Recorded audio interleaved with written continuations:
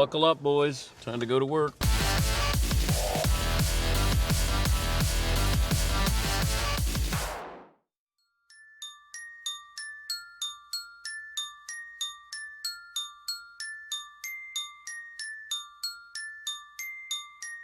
Dan Patrick. Welcome to the Dan Patrick Show. Truly amazing. Just a week away from the NFL Draft. Extremely confident. Nobody brings you bigger guests or better experts. Dan Orlovsky, football analyst, former NFL quarterback. Think of all the quarterbacks that we've talked about in the draft in the last 15, 20 years, that when the first 2 or 3 things out of people's mouth are he's big, he's strong. More often than not, those cats have failed because that stuff doesn't matter. It should be the other way, the mental. And so that's what concerns me about Justin Herbert is like no one's going, man, he's got great instincts. Or, gosh, his accuracy is ridiculous. Or he's just got this ability to make all these different kinds of throws. Those are all the things that people talk about or like that I talk about that he struggles with. Broadcasting from the Mercedes Man Cave and the Danettes homes, this is Dan Patrick. Made it to a Friday, hour one, a Traeger Meat Friday. French dip today for those in the man cave. Sorry about that. Seton, Fritzy, McLovin. Got a cold day here, some sunshine and some French dip on the Traeger. Also, Traeger Meat Friday, the Meat Madness, the Hebrew National Championship. We will crown a champ by the end of the show and send out a Traeger Grill. You can still vote. We've had over 2 million people vote in the Meat Madness, so thank you for taking part in that. Also, check out the DP Show store. The Tampa Bay T-shirt is still available at danpatrick.com. All the other great T-shirts that, good T-shirt, better than average T-shirts that we've come up with. You can watch the program. We encourage you, if you would like, for 3 hours. If you don't have anything to do, just pull up a chair and watch. You don't have to do anything else. You can tweet if you want. You can email. You can dial us up as well. You can also listen on our great radio affiliates around the world, numbering 362, and the Fox Sports Radio sports lineup. YouTube.com/The Dan Patrick Show. The big German is at the wheel there, directing this program. Dylan, who used to deliver our breakfast, is also doing his graphics and occasionally does some cheap seats there. Oh, by the way, Tyler, the moderator, is here. He came in on campus today. Guest appearance? Yeah, he's also going to be taking part in the French dip. So I needed him to monitor the French dip and the chat room. So we're fully assembled, ready to go. Coming up, we'll talk to the director of The Last Dance, the Michael Jordan Chicago Bulls documentary. Jason Hehir will join us. He also did the Chicago Bears, and he also did the Fab Five. He's not from Chicago, which I found interesting. But he did the Fab Five, did a great job with that, the Chicago Bears, and now the 10-part series on Michael Jordan and the Chicago Bulls, the last season that they were together. I saw some interesting numbers on the Chicago Bulls that I didn't realize, and of course, I was there covering them. As it turns out, thousands of others were there, apparently. Hey, I was there. I covered them. You did? I didn't see you. But that's actually where we first met. Is that what it was? Remember, in the locker room. Oh, yeah. I didn't know Seton. How old were you when the Bulls were there in 1997, 1998? I would have just graduated high school. Okay. So in 96. So, yeah, I skipped college and went right to the Bulls. Paulie was working a door, I think, at a bar in New York or Arizona. Oh, no. When the Bulls were on their run, I graduated college during the part of the run. I was a bouncer, air quotes. No, you worked the door. I was a doorman. You checked ID. At Sedgwick's in Lincoln Park, and we could get to watch all the games. Doorman. McLovin, where were you in 1997, 1998? Gosh, I've forgotten. I've heard so many stories about Paulie in that era that I've kind of confused them with my own life. I was at Downside Risk, maybe LA Sports Club. 97, 98. Ooh. Don't remember any of that. Yeah. Todd, where were you in 1997, 98? I was living in LA and working in Hollywood for ESPN's Up Close show with Chris Myers. All right. I did not know this, but the Chicago Bulls were, I think, the oldest NBA championship team. You know, Jordan was 35 when the season ended. He led the team in scoring, averaging just under 29.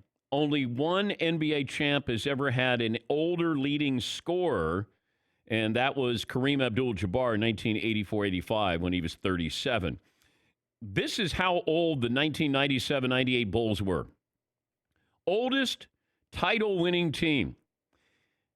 And one of the oldest teams in NBA history. So you had the top three players in regular season minutes, Jordan, Rodman, and Ron Harper, all at least 34. Only two other teams in NBA history can say that, the 98 Rockets and the 09 Suns. Their top 8 players in regular season minutes were all at least 29. Only one other team in NBA history can say that. That was the 03 Knicks. When we talk about Jerry Krause, and he was the architect, the GM of the Chicago Bulls, he probably looked at this and said, you know, Scottie Pippen was injured that year, missed the first 35 games. He had an injured foot.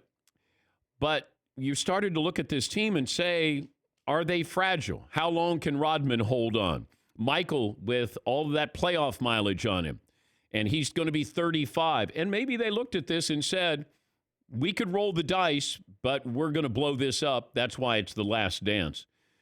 And I wonder about that because they started off, they were 8-7. First 15 games, they went 8-7. And then people can make the case that that's the best basketball team we've ever seen. It's generational. I go back to the Celtics in the 60s, and I think they had at one point 8 or 9 All-Stars on one championship team with Bill Russell. It's generational. It's the same thing with the Bulls. I go back to Showtime with Magic Johnson, you know, Bird with the Celtics there. How great were their teams? If you had one series to win and you were going to plug in a team and you were looking at these dynasties, it's difficult because I can look at Shaq and Kobe, and when they did it right, they were spectacular. But I also look at when Magic had Kareem and James Worthy and Michael Cooper and Byron Scott, whew, and you had a good bench as well. I got a great coach, Pat Riley. I look at that Celtics team that had Hall of Famers at every position. Sixth man of the year was a Hall of Famer in Bill Walton. You know, Dennis Johnson, Hall of Famer. Bird, McHale, Parrish, Hall of Famer. Danny Ainge, very good. You know, there are a lot of great teams. But you could have depth back then. It's hard now because you may have 2 superstars. That's all you can afford. Maybe you get 3 really good players. But when you start to say, well, that's the greatest team of all time, I can say that Showtime is the most entertaining team I've ever seen. That was something we had not seen in the NBA. They sort of changed the game where you were up-tempo and you were having fun with that, like actually smiling playing basketball. And then even the Celtics back then ran. You know, Bird, McHale, they ran. And you wouldn't think that those guys would be out on the break, but they did. You look back on those videos. You know, Jordan's team, oh, how would they compare with the Golden State Warriors with Kevin Durant and Klay Thompson and Steph Curry? Well, they didn't have three-point shooters back then, but you weren't required to have three-point shooters. I'm going to guess Michael would have changed his game to shoot more threes. We saw what he did against the Portland Trailblazers when they, beat them in the NBA Finals. You had Craig Hodges, you had John Paxson, you had Steve Kerr. They would have added to Ron Harper. Probably would have been a better three-point shooter. Tony Kukoc, like you would have evolved because you have to evolve. I saw where Shaq was saying, that his Laker team with Kobe, they would have crushed the Bulls because Shaq would have dominated Bill Wennington, Bill Cartwright, and Luke Longley, which is true, but that's, the game has changed since then. Because how would you do against Golden State? I'm sure you would dominate JaVale McGee, but, you got all of the Kevin Durant, Steph Curry, and Klay Thompson, those guys, and Andre Iguodala, who was the MVP of the final. Like, that's where you get into these arguments that I don't think you could ever win. And you don't lose, but you can't win. It's fun. It's fun to discuss that. But, it's generational, and it feels like we have one of those teams every 10 years where you go, boy, that team could stack up against anybody. And I wondered about this, and I know it sounded crazy when I said it yesterday. Would Michael Jordan be as good as Steph Curry in today's NBA? Now, I'm looking at his style versus Steph's. We know Michael's a better player, but I'm talking about the impact on the game because I think Steph Curry will be remembered as having a bigger impact on the game than Jordan. Because if I look at Jordan, we look at Jordan, and he's become Babe Ruth. There's a mythological feel to Mike now. Because this documentary is going to bring it all back to you. If you didn't see it, now you're going to understand who Mike was, how he played, how he treated opponents, how he treated teammates as well. But you start to look at Steph Curry's impact on the game, and not everybody can dunk. But there are a lot of people who can shoot threes or think they can shoot three. You can't go, I think I can dunk. You do say to yourself, I think I can shoot threes. I mean, Trae Young is successful because of Steph Curry. Steph Curry opened the eyes of a lot of players to say, you can be like this and be great. You don't have to be like Mike because nobody can be like Mike. But you can be like Steph Curry just from the point of you can shoot these shots. You, of course, got to make them. But I was wondering about that yesterday. I can't undersell the impact of Steph Curry on the game of basketball. The three used to be, what are you doing? And I can't oversell Steph Curry. Like, you're shooting three. You can't shoot that far out. That's because of Steph Curry. Now, not everybody should be. Steph Curry changed the game. Right? If I go back 7 years ago, 8 years ago, nobody was doing that. It was crazy what he was doing. Steve Kerr, who played with Jordan, he was like, what are you doing running around like that and then taking those shots? And then he realized he's got the greatest shooter in the history of the game there. Now, would Michael have evolved to shoot threes? Yes, he would. So would Larry Bird. So would Magic. You would be doing imagine Bird taking 10 threes a game.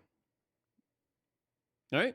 He never made more than 3 in a game in his career, I don't think.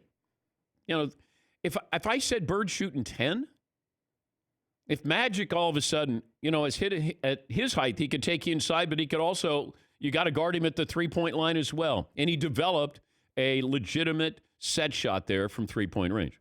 Would Isaiah Thomas be more of a three-point shooter? The game has evolved. It's not just, it was physical, hey, I can dunk, to now there's no real center. And you got 5 guys on the perimeter. Used to be an inside-outside game, at pick and roll. It's changed. And a lot of that is because of Steph Curry. He's not a better basketball player than Michael Jordan, but he might have a bigger impact because of today's youth. Kids now, go watch a game. Go watch a 5th grade, 6th grade, 7th grade game. They think they're Steph Curry. And they're going to think they're Steph Curry while he's still playing. But I can't underestimate or overestimate his impact on the game. And I know I said this yesterday, and people question that. LeBron, to me, is a better basketball player than Michael Jordan. Not a better player, better all-around basketball player. With what he does, certainly a better teammate, better passer, better rebounder, and he could be a center, and he could be a point guard. Michael obviously had the killer instinct, and I wonder what Michael would be like now. Like, I'm worried about this when this documentary comes out, how we view Jordan. Because Jordan could do it back then, but he couldn't be Jordan like this now. Because social media would probably be pretty rough on him. And the reporters, too. TMZ, guys, wanting to get a scoop here. You got NBA insiders, You'd have Woj and you'd have Brian Windhorst, their job would be to follow Jordan. Rachel Nichols would be interviewing. He got to be able to hide a little bit. LeBron can't hide. LeBron, he's there. And I think if I switch these and LeBron played back when Mike did and Jordan played now, LeBron would be the greatest basketball player of all time. Because there was nobody like him. And really, there still hasn't been anybody like him.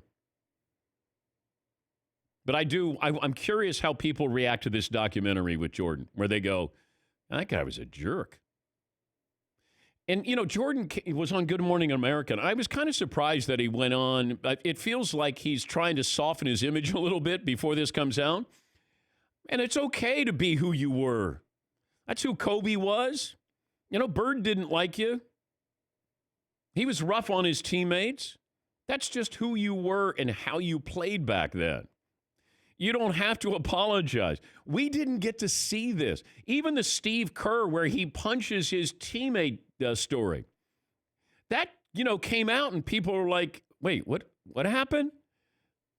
So you have these situations here where these things happened. And it was almost like folklore. Like, hey, did you hear the story about Mike and Scotty? And you go, what?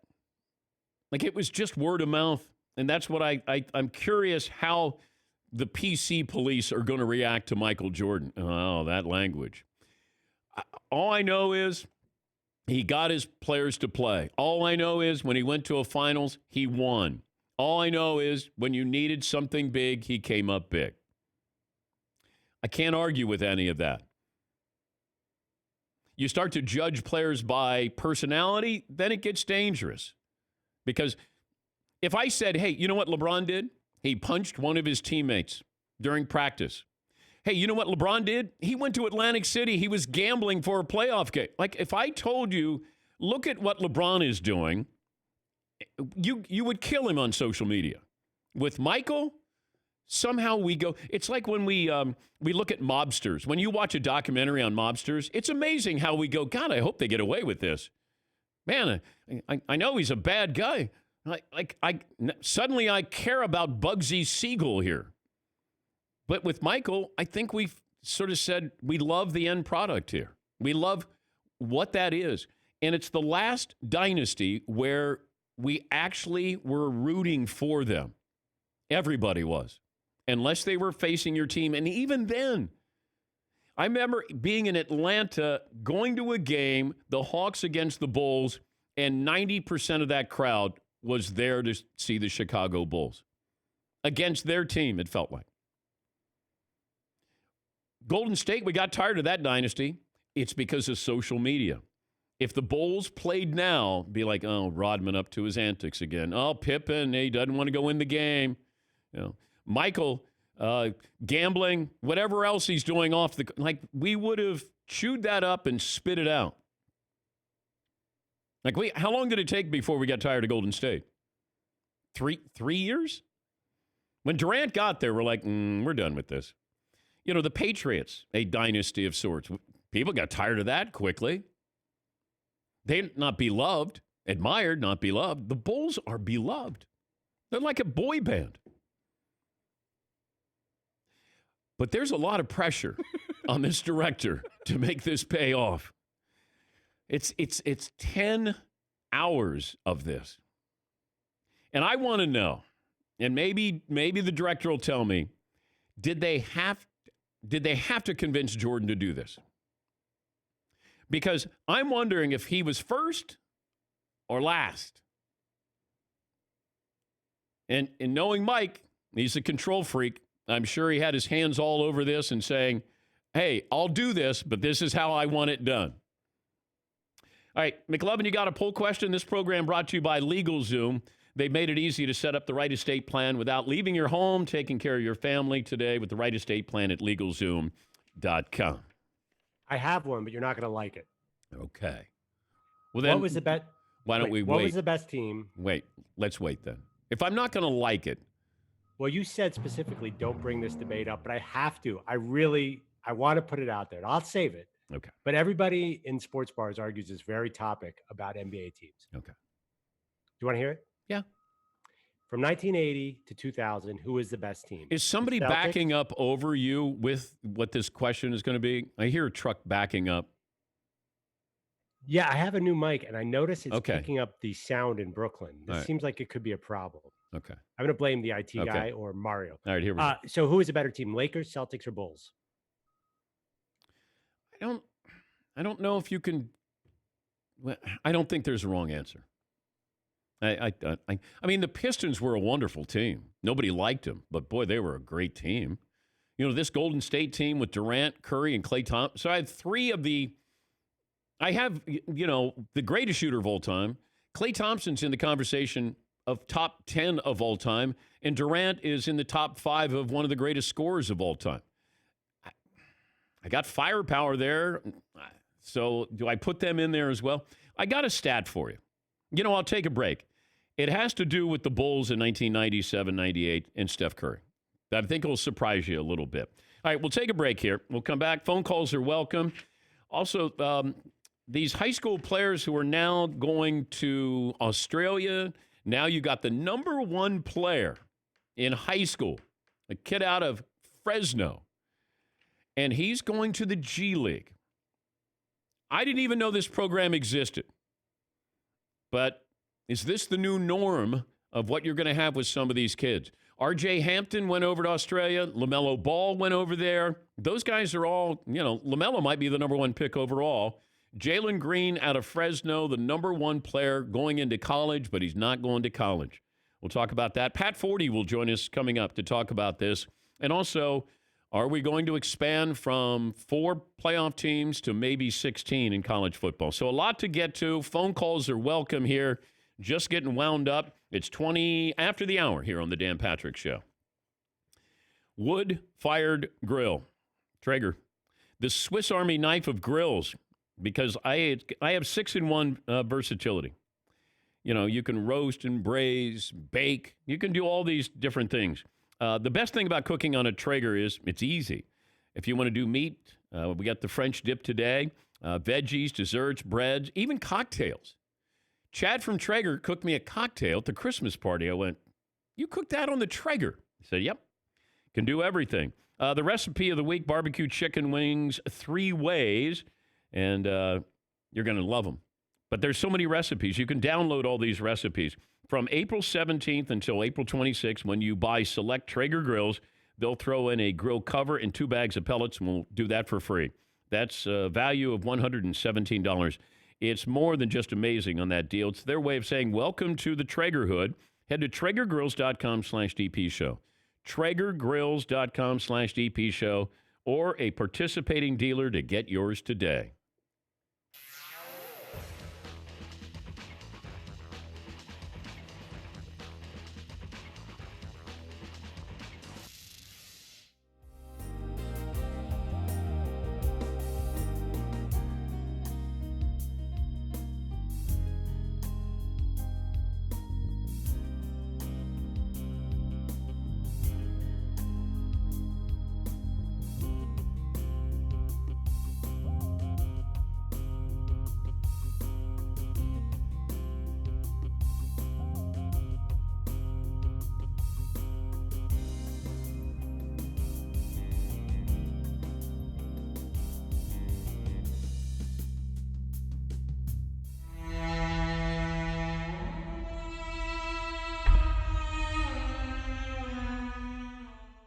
If you got a sec, I got a best of my favorite in that studio. Okay. And it's McLovin going downstairs to the bar and tasting that customer's food.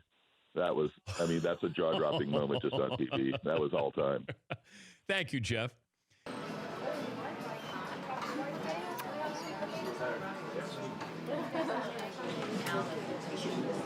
Excuse me, hi. I'm the manager. My name's Andrew. I hear you guys have never been here before.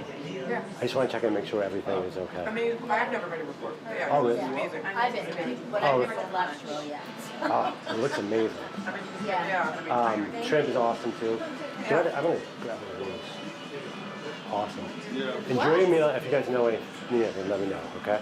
Thank you. Are we getting car? Yeah. Yeah. It's on TV. He just took our food and ate it. Like, really? You didn't know that? No. Was that a bet?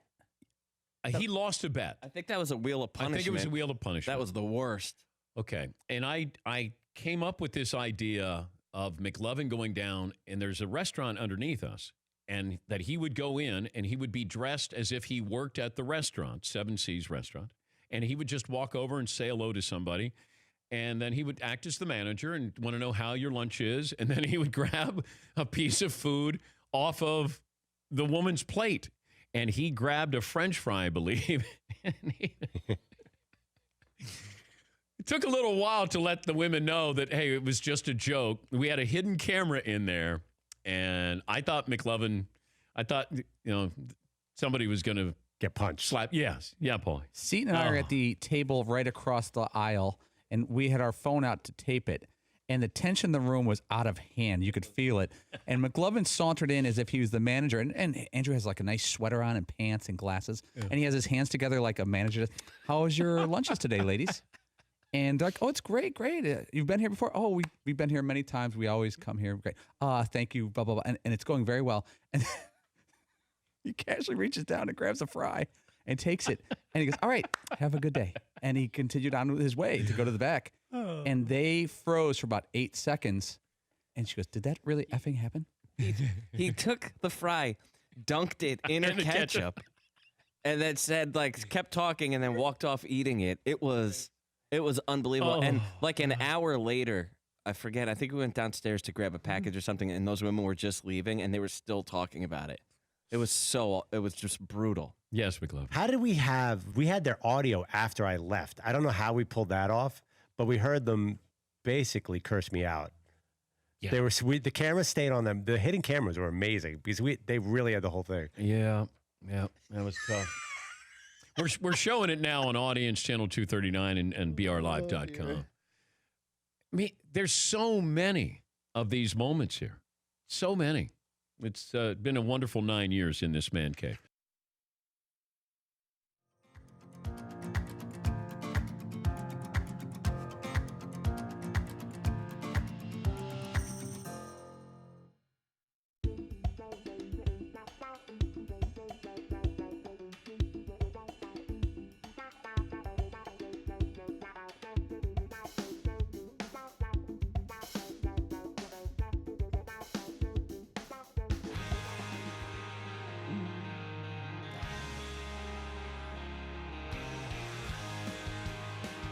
Now, make no mistake here. I do love the fact that we're talking about different teams of different generations. I know we get back to the LeBron, Michael Jordan argument, and we'll continue that. And you might see or hear something that will change your opinion of Michael Jordan watching this Last Dance. Maybe it will enhance his image even more and say, how can you compare LeBron to Michael Jordan? It's hard to compare the two. But I do think that we hold LeBron accountable for all the losses in the finals when, if you look at the teams he played for, to get to the finals, it was rare when he had somebody like Scottie Pippen. And when he did, he was with the Miami Heat, and they won a couple of titles there. But what he did when he first got there at age 22, the team he took to the finals to face the Spurs, which had how many Hall of Famers on it? And he lost. I think the fact that you go to 9 NBA finals, that should be a credit. I go back to the Buffalo Bills. We always thought it was a negative. They lost 4 consecutive Super Bowls. They went to 4 consecutive Super Bowls. We never celebrate that at all. It's a bottom line, you lost, therefore you're worst team in the NFL somehow. LeBron got those teams to the finals. Now, I can say that when Michael hit that shot against Cleveland, he had a lineup that had no business beating the Cavaliers because the Cavaliers had Mark Price, Brad Daugherty, Larry Nance. They had a really good team. And Mike hit that shot.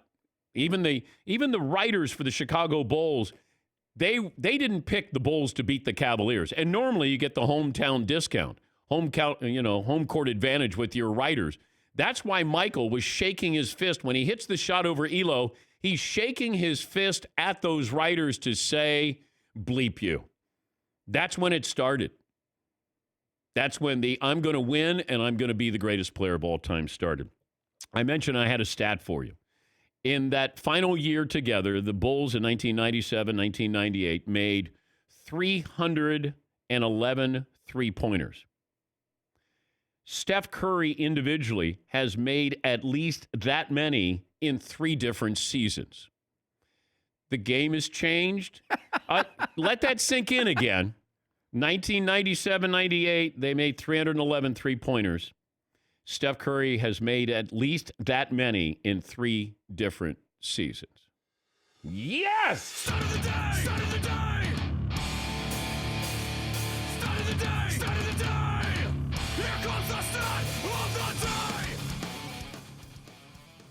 Jeff in North Carolina. Hi, Jeff. Then we'll get to Pat Forde about these high school players playing in the G League, playing overseas, and what about a college playoff expanding to maybe 16 teams? Hi, Jeff. Dan, good morning. Good morning.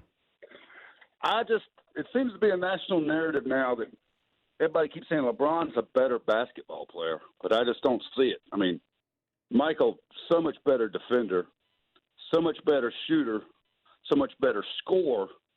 LeBron's a better rebounder. I mean, how is he a better player? Game is so much open now. The stats are all just tripled what they used to be in the 90s. I mean, I just don't see this narrative as a better basketball player. He's not. I don't think he's in comparison. I think LeBron, at that size, that versatility. Now, look, this is just my opinion. And look, I watched them all. As I told you on the show, the only person I didn't see in person was Bill Russell play. So I saw them all. I just look at LeBron's versatility. We take it for granted what LeBron does. There's no one like him. Now, we've had guys who are similar in athleticism to Michael. Similar. Okay? There's no one like LeBron. There just isn't. I just think that the national narrative, if you want to, define it that way, is we look for reasons to not like LeBron. If I take Magic and I take, Michael, I get LeBron. That's the talent that you have there. And I know, we grew up with Jordan, and Jordan's ours, and, nobody will ever be better than him. I understand that. We're territorial. Maybe somebody 15 years from now will say Steph Curry had a bigger impact on the game than Michael Jordan did. And then we start an argument. LeBron's not done yet. If he wins a title with the Lakers or 2 more titles, then what are you going to say? What if he ends up as the all-time leading scorer, all-time leader in assists, or top 5 in assists, top 5 in steals? Then what's the argument there? What if he goes to 11 NBA finals, let's say? So we want to make sure that we're protective of our Jordan era. Don't take anything away from that. Okay, that's fine. He's the greatest player of all time, and I said this yesterday. If I have one game to win, Mike is the guy that I want on my team. I just think LeBron and what he's done, how he's done it, and done it in the day of, the era of social media, is underrated. Yeah, I said it. LeBron James is underrated. Pat Forde, I almost said overrated, but I can't do that to Pat. He's too nice. Properly rated. Whatever that is, Pat Forde is properly rated. Jones on loan. Do you get into these conversations about best of all time and best team and dynasty and LeBron and Michael? Personally, I think the proper tag for me is criminally underrated. I'll stick with properly rated. That's fine. Oh yeah, all the time. And there is absolutely a generational divide, and there is kind of a weird grudging thing with LeBron that I don't get. Whether it's just that LeBron's heyday has coincided with what I guess you could call hater culture, where everybody can be knocked down. But to me, if this is just my opinion, now it's the correct opinion, of course, but it's just my opinion that Jordan's just the greatest winner ever. And if there's going to be a separator, it's going to be that. And if LeBron gets to 6 world titles, then we can have that discussion. But I think Jordan was a superior winner to LeBron. Oh, yeah. And he has a different gene, but that gene's going to come out in this documentary, and people are going to be a little bit uncomfortable with what they see with Michael Jordan's personality. Back then, we knew it, we saw it, we accepted it. That's just who he was. But if Mike did what he did, back then, did it now, social media would eat him alive. No doubt. Punching teammates and some of the other stuff. Yeah, sure. That he was excessive, and it was much more tolerated back then than it would be today, for sure. Oh man! All right, so I wanted to have you on for a couple of reasons here. You saw where Jalen Green, who's the top high school kid out of Fresno, he decided to go to the G League, and they sort of set up this separate G League account or whatever it is. It's like, come on in and you're going to get $500,000 and we'll get you a shoe deal. And you sort of hang out here for a little while and develop, and then you'll go into the draft next year.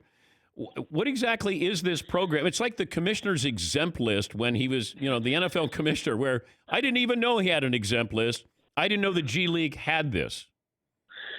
Yeah, this is a very interesting development, and it seems to me underscores what appears to be a bit of disdain from the NBA side and Adam Silver side towards college basketball. It's like whether it's the system is too corrupt or it's just not producing players that are ready enough or whatever. I think he's gone from, yes, I'll work with the college game and, we'll eventually get rid of the age minimum and, take away some of the ambiguity of these guys that are going to school for 1 year and just let them go straight in.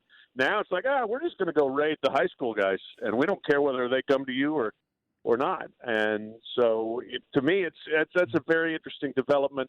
If they've got that kind of money to throw around, kids are going to be very interested in taking it.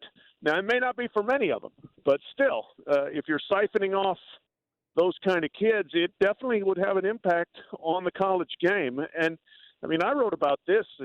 Most college kids, guys that are playing college basketball, don't want to be there, especially the good ones. They absolutely do not grow up dreaming of playing for North Carolina or Duke or Kentucky or Kansas or UCLA or anyone else. They don't want to be there. Well, Zion is the last. He's the last dinosaur. He's the anomaly here. But I'm wondering, and I'm talking about the superstar, but why wouldn't Adidas or Nike just say, we're setting up our own little workshop here. We're going to pay you. We're going to pay you whatever. We have an academy. You come in, and we'll give you life skills. We'll teach you how to balance a checkbook. We'll teach you about real estate. We'll have simulated games. We'll have Nike former NBA players on staff who will come in and work you out and give you tips, advisors to help you go into the NBA. Why not just do that, get them under contract with a shoe deal, and send them into the draft? To me, it feels like you would be investing in your future if you're Nike or Adidas, and then these kids who don't want to go to school actually learn what they need to learn going into the NBA. Yeah, it makes a lot of sense on the face of it. Is that thing is you prepare them in the ways that they need to be prepared as far as taking care of money and some life skills and that sort of thing. And then, you get them under your wing. And that's, so many of these players already are. Yes. Considered in silos. Nike, that's a Nike kid. That's an Under Armour kid. That's an Adidas kid. Why not extend it and further cut out the college middleman, so to speak? I wouldn't be surprised if those ideas are percolating in places even beyond the high reaches of the Dan Patrick Show. Pat Forde, Sports Illustrated College Sports senior writer, had Chris Fowler on the show earlier in the week, and we talked about if there's going to be lost revenue with college football and the trickle down with other sports here. I'm wondering, can you rip up that contract that ESPN has with college football with the Final Four, and then we extrapolate this and make it the Sweet 16? All options on the table, but do you think that we can get to that point this year? Well, college football has been the hardest entity to get to change anything over the centuries. True. But all contracts are made to be broken, and there has never been a time that really looks as economically challenging as this one. So, it would not absolutely shock me. They could even bill it as a one-time thing to see how it goes, and then, if it's not good, we can go back the other way. But, the football cash cow is so vital, and if it's going to be compromised, and I think we've already started to see some of the repercussions of it, of sports being cut and pay cuts all over the place and staff being reduced, and furloughs, all those sort of things. If there is an easy fix, a relatively easy fix, 16 playoff, 18 playoff, 12-team playoff, 16-team playoff, one time only, let's see how it goes. Yeah, I think it could happen. Given the hunger in sports media and in college athletics for revenue and what's not coming in now and it may not come in for several more months, it would not shock me. And I just thought of this. JT Daniels, the big-time recruit at USC, just entered the transfer portal. He was, heralded as a, next great quarterback at USC. And I started to think about this. Did Ed Orgeron recruit JT Daniels at USC, and therefore Joe Burrow is gone? Hey, come on down here to Baton Rouge. I'm just thinking out loud here. Yeah, I'm not sure. Maybe some early stages recruiting. But JT left high school actually a year early. Yeah, that's true. So he was a young freshman. I think he was the starter, but sure, I mean, a guy like that, look, people really liked his talent. He was thrown into the fire as a young freshman. By the end of the year, he was playing pretty well. The game against Notre Dame, I remember that he was good. And then, he gets hurt the next year, and then Keaton Slovis comes in and is really good and definitely the favorite of the offensive coordinator, Graham Harrell. So, yeah, this is a high-quality quarterback suddenly on the market. Now, he's going to have to sit almost assuredly, but I would think he would be super attractive to LSU and anybody else that needs a quarterback. Yeah, I know they got Miles Brennan, but if Ed O recruited him when he was at USC, and I don't know, just a thought, Pat. That's all I do. I just think. Usually, you know what? We need your thoughts. Usually, not all always. of us, we have nothing to do but think. Yeah, I know. Nothing else to do. Hey, it's great to talk to you as always. Hope the family's safe, and we'll keep reading. You too. Thanks, Dan. Appreciate it. Pat Forde, Sports Illustrated College Sports Senior Writer. Take a break. We'll have our play of the day coming up next year on The Dan Patrick Show.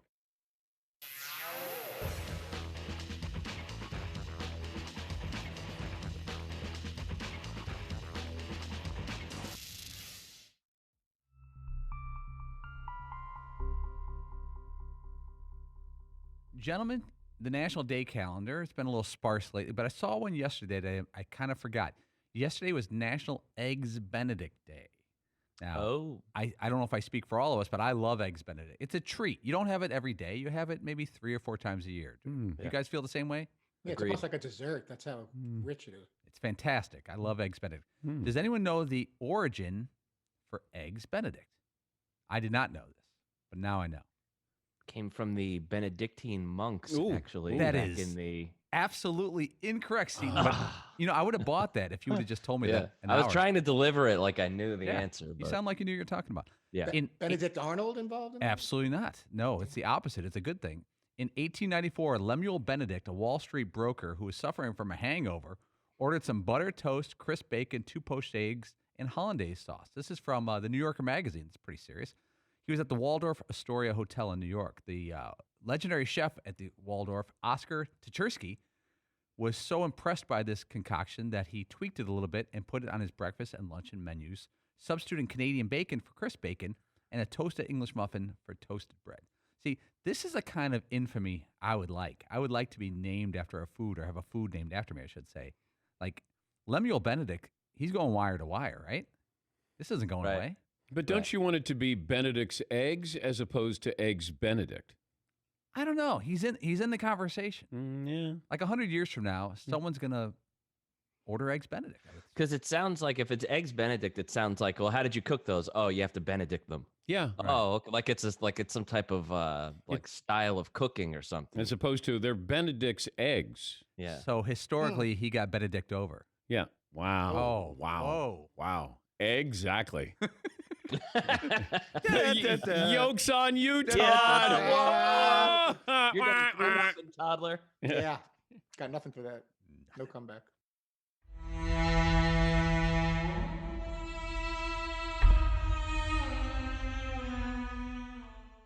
He's the lead singer of the heavy metal band GWAR.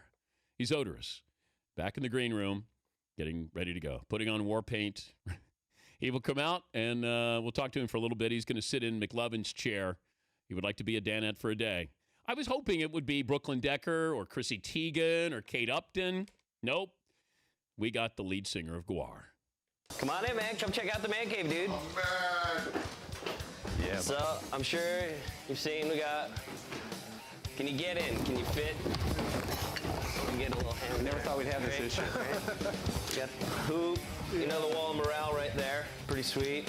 Am I dreaming? Hey, this isn't a cave at all. If this is a cave, I want to get your interior decorator's number. Mine looks like crap compared to this one. What do you think of this? Oh, Daniel Patrick! You are my second favorite Daniel after Daniel Boone, famous frontiersman. Otis, the lead singer. I can't hear a word he's saying. This thing's all screwed. Sorry. Hello, hi, Dan. It's great to be on the. It's great to be on the show. Good to see you, Otis. Right? This microphone is dead. No, you're good. It blew up. No, you're good. You're looking good. Whoa. Okay, great. A big fan of the show, apparently. You're well-versed in wanting to be a Danette. So when you're on the road, you're watching the program? Well, actually, I listen to it more often than I watch it. In fact, I was just commenting to Fritzy. I thought Fritzy was a heck of a lot fatter than he really is. If you were going to describe a GWAR performance, somebody who hasn't seen the performance, how would you give me Cliff Notes version of what they could expect? Well, it depends on if it was somebody I liked or not. If it was someone I didn't like, I would lie to them and say it was very much like the tribute to Don Ho show that's going on at some crappy casino in Las Vegas. For someone that I did like you, Dan, I would say we are the ultimate shock rock metal theatrical extravaganza band combining political satire, hideous medieval torture methods. If there was a band-off between you and Kiss as far as just better look. Oh, well... You know, what can I say about Kiss? I pretty much stole everything from them. I'm not going to deny it. Does Gene Simmons know there's this? One thing I will do with GWAR that Kiss did that I will never do, and that's make money. I also won't lie to my fans and say that it's the last tour ever, and then just do it again next year for twice as much money. You're going to be our temp for the day, sitting in for McLovin. Oh, wow, that's great. Yes. Have you ever had Lemmy from Motorhead on the show? No, I have not, but that's a legend. He's a legend. Yes, He's a legend. I met him one time. I just done a show at the Palace in Hollywood. I stumbled off stage, covered in blood. Lemmy came up to me and he said, I hope I'll never have to work that hard.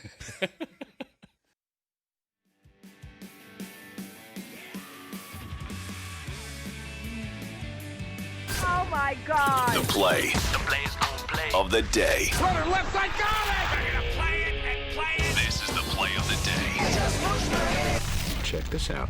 Here's the pitch to Schmidt. Drilled toward left field. It's in the alley, and it is gone. That's a home run for Schmidt. He has hit 4 straight. He drilled it.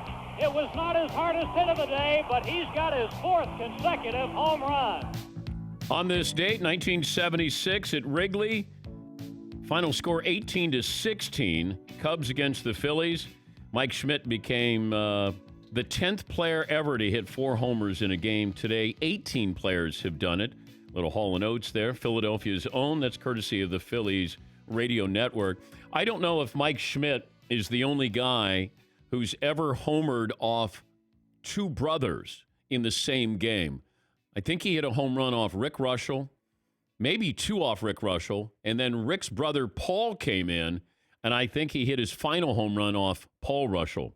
Play of the day brought to you by LegalZoom. LegalZoom's made it easy to set up the right estate plan without leaving your home. Take care of your family today with the right estate plan at LegalZoom.com. Yeah, Paulie? Yeah, growing up a Cubs fan, I'm not sure why we're playing this because it seemed to me that Mike Schmidt hit 3 home runs every time he came to Wrigley Field, and I think he hit it. His career average is probably like 740 or something against the Cubs. Yeah, I don't know why the Cubs didn't try to trade for Mike Schmidt. Oh. Yes, McLovin. I would rush home for day games just to see Schmidt play there. Well, I think the wind was blowing out that day, hence the 18-16 score. But Schmitty, following up with the same game plan blueprint as Hank Aaron, used his wrist. And if you watched him, Schmitty, it wasn't like using lower body as much or bat speed. It was just the flick of the wrist. And Hank Aaron did that, of course, and to me, the greatest home run hitter of all time. Yes, Todd? I'm not one to talk, but the Russell brothers, those were some big boys, if I recall correctly. They were. That's my baseball cards. Yes. You could have been the 3rd Russell brother, I think. Why? What, Rick I and into that one Paul? again. Yes, you did. McLovin, how are we on the poll question? So I did put up Bulls, Lakers, Celtics. Bulls are the best team from 1980 to 2000. Recency bias, but this sparked another debate amongst the Danettes. Okay. So I'm not going to say which Danette. It wasn't Paulie said that all Chicago has is documentaries about titles and deep dish pizza, which led us to a discussion. Wait. That's you who said that. Yes, that is me who said Okay. that. Okay. So, which of our cities, the five of us, has the best signature food? Now, Philadelphia obviously has cheesesteaks, which you had yesterday, which sounded delicious. Yeah, they were good. I think I have the best signature food. Is there anyone in the room that has a better one? All right, I'm not a deep dish pizza guy. I like thin crust. Brooklyn pizza is better than Chicago. Thank you. I'm from Cincinnati. I get Skyline and Gold Star chili, which overrated. Yeah. What's Jersey have? Pork roll. Pork roll. Is We it have a pork roll? Pork off. Pork roll, by the way, is probably one of the finest things ever created that nobody knows about. But it is just. What are the ingredients of a pork roll aside from the pork and the roll? I think it's like pork byproducts. It's sort of like a scrapple kind of thing. But man, you get a pork roll, egg and cheese, a little salt, pepper, ketchup on there. Oh man, is that living? Where did White Castle originate? Ohio. Is it? Okay. I mean, think it's Ohio. It was one of the food staples that I had growing up, usually after 11 o'clock at night. White Castle, that rivals Gold Star and Skyline chili, in my opinion. Just my opinion. Oh, you know what? Wichita, actually. Wichita? Yeah, but they're headquartered in Columbus, Ohio now. All right. Well, we'll take credit for that, state of Ohio. Yeah, Paul. As a Chicago guy, I don't think I want pizza as my signature for the city. I like Chicago deep dish pizza, but I think even New Haven might be better. And there's some good Chicago deep dish. Wait, you think New Haven might be better? Yeah, I think it is. New Haven, Connecticut. Dominant. New Haven is the greatest pizza spot in the world. I agree. I like some Chicago deep dish pizzas, but some of them are too big. I would say Italian beef sandwiches for Chicago would be, if you're a local, if you're a true Chicagoan. Oh, boy. Chicago-style hot dogs are great. Deep dish pizza is great, but I think the Italian beef sandwiches with the sport peppers and the different types of peppers and dipped. Oh, yeah. And that au jus? Yeah, I think that's in the stance with your elbows out. I think that's what people in Chicago would go with. Yes, Eaton. That is probably the best thing I've ever had on the Traeger for a Meat Friday. I want to say it was just in the last couple of months. We made Italian beef sandwiches. Oh, my God. I think about them almost every day, about how great it was. I did too. You don't think of your family every day, but you think if they came in with Italian beef sandwiches, I would be like, "Oh, hey, you guys are here. Great. Hey, I'm happy to see you, honey." A couple of things. The Cleveland Browns continued to deny that there's anything to the Odell Beckham Jr. trade report. Now, it wasn't a report, in fairness to the radio host at WFAN. It was, I'm hearing. It wasn't a report. It was, the dangerous I'm hearing. And then people took off with it. They took off with it for a couple of reasons. Because it's Odell Beckham Jr., and these have been slow news days. Now, could it still happen? Yes. But as I told you, the person I reached out to, my source said, why would Mike Zimmer bring in another headache after just getting rid of another headache in Stephon Diggs? You forget Odell Beckham is only 27. And when I asked Boomer Esiason, former NFL quarterback, of course, NFL analyst, I said, when did it start to change for Odell Beckham? And he said, when he did that interview, who was the rapper who interviewed him? Lil Wayne. Lil Wayne, is that right? And Lil Wayne asked him about Eli, and he couldn't say anything nice about Eli Manning. And then it felt like he sort of talked his way out of New York. And then you go to the Cleveland Browns. And no, look, there's no secret of the fact that he didn't want to go to Cleveland. He waited forever to go to Cleveland, like physically go to Cleveland. And when he got there, all he kept talking about was how angry he was or he's going to get back at the Giants. He still hasn't left the Giants, I think. But if you get him to understand collectively, you guys could do something special this year. And it'd actually be better for Baker if he didn't have Odell, in my opinion, there. If you got a younger receiver in the draft, and because you want to focus on Odell because he's so talented, but I think it disrupts the flow of the offense there. But from what I'm told, that the Vikings were probably looking to draft a wide receiver, not bring in Odell Beckham Jr. III. We'll talk to the director of the Chicago Bulls' Last Dance documentary. He'll join us. PGA Commissioner Jay Monahan will join us. Golf's pushing its way back. Maybe golf in June. Hour 2 coming up.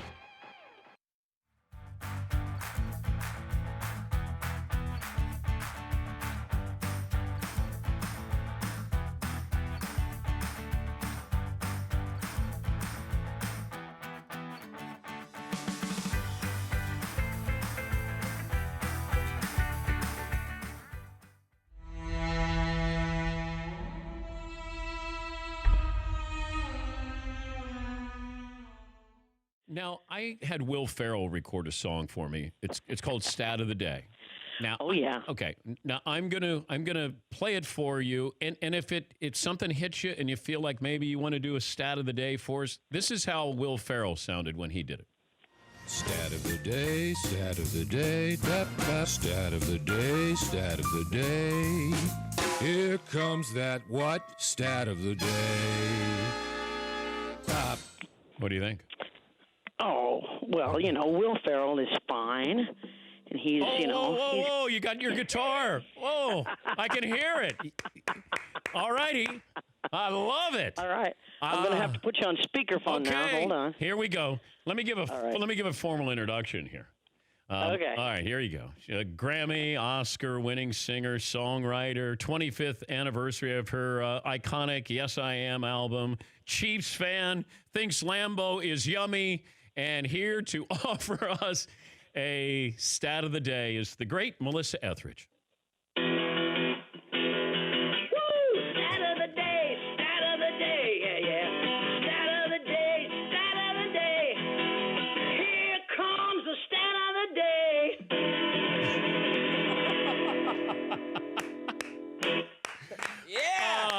I love you. That's awesome. That's so great. That's awesome. How often do you just pick up the guitar, like on a daily basis? Every day? Well, I've done it since I was about 8, so I've just done it a lot. But every day you pick it up? Well, I wouldn't say every day. There's days I don't pick it up, but most days. Days you hate it? No, I never hate it. I love it. Yeah, I was just curious about that. Where you look at it, and I don't think I'm wired to play guitar. No, you're wired to think sports, and you do it every day, right? Yeah, but I want to play guitar. Can't I do both? Well, I want to play sports. Why is it that you get musicians who want to be athletes or actors, and it's always everybody wants to be something other than what they are? Yeah, well, we all have an appreciation for people that can do, fun, amazing stuff. I'd love to, if you need like somebody to sing for you, I'd be more than happy to help you, like a background vocal. Careful now, I play New York all the time. Whoa. Yeah, you don't. I don't care how often you play New York. You don't want me singing background for you. Now, were you on tour with Blondie and Joan Jett? Yeah, a couple years ago. Really fun. I did a show with both of them. It was just great. I mean, it's funny. I think the atmosphere is changing now. It used to be you could only have one woman like on the radio at a time, or one woman in a concert lineup. But nowadays, people are getting a little braver and seeing that women headlining doesn't turn men away. So they like rock and roll. But Joan Jett has always been one of my favorites. I think, oh yeah, she's badass. Joni never compromised. That's who she is, and take it or leave it. And I love that. But that's the way you've been too, and even Deborah Harry with Blondie. So. Well, that's awesome. That's the rock and roll feeling. It's like, hey, I know, I don't fit your norms, but come on, rock to this. Let's move. So I know you're up here, I think, in November in this area. Yeah. Coming back, doing my holiday tour. What's that encompass? What's that? That's all the hits and all the fun with some holiday songs put in there. I put out a holiday album a few years ago, and it's just a lot of fun.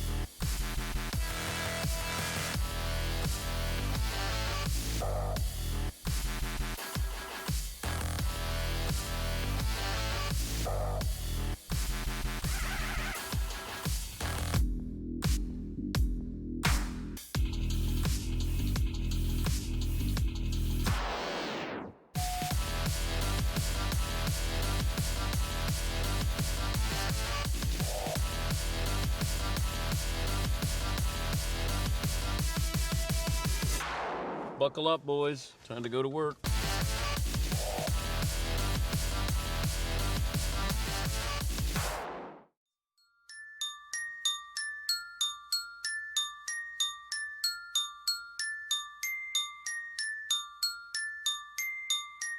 Dan Patrick.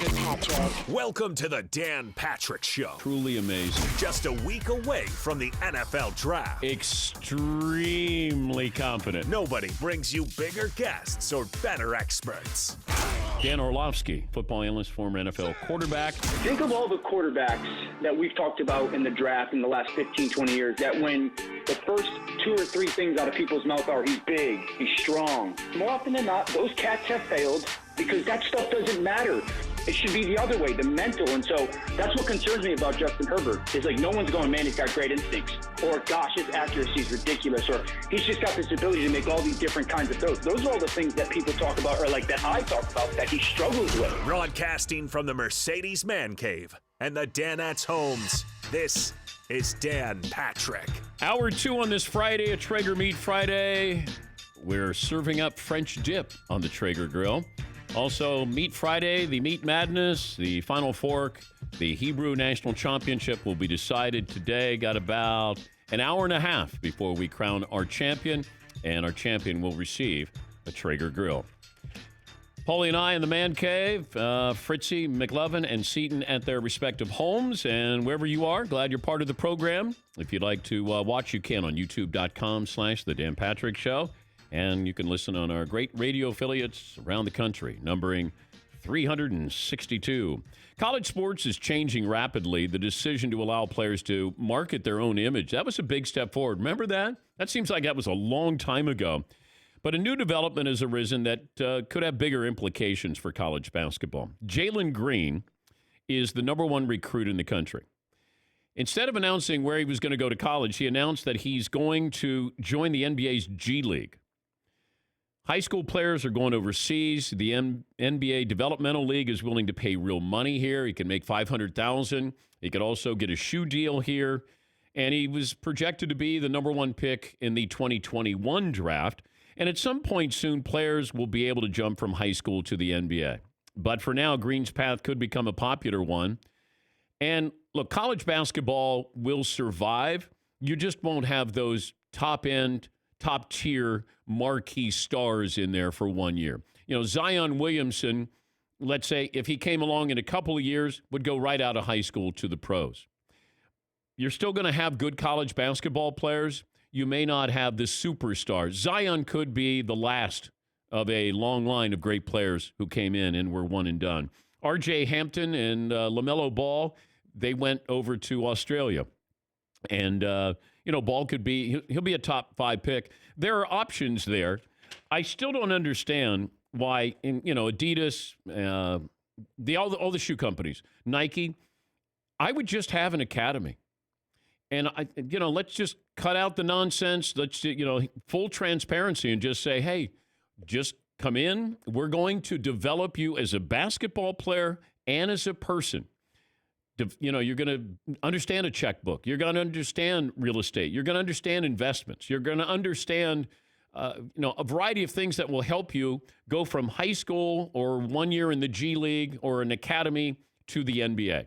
Because the biggest knock you'll find, NBA coaches and GMs will say, we're taking 18-year-olds and they're just not mature.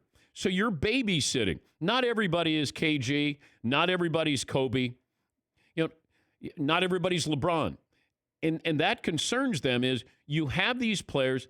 Remember Jermaine O'Neal?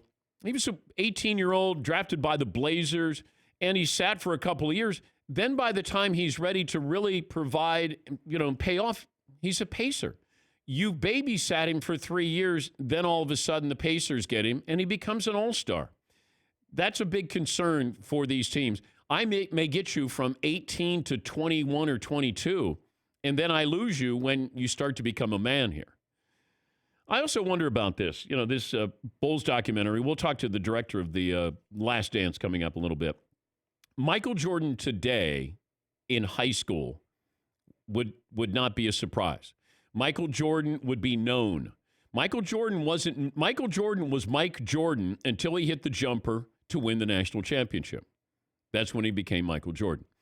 There was always, Roy Williams always talked about seeing Jordan and saying, I just saw the best player I've ever seen.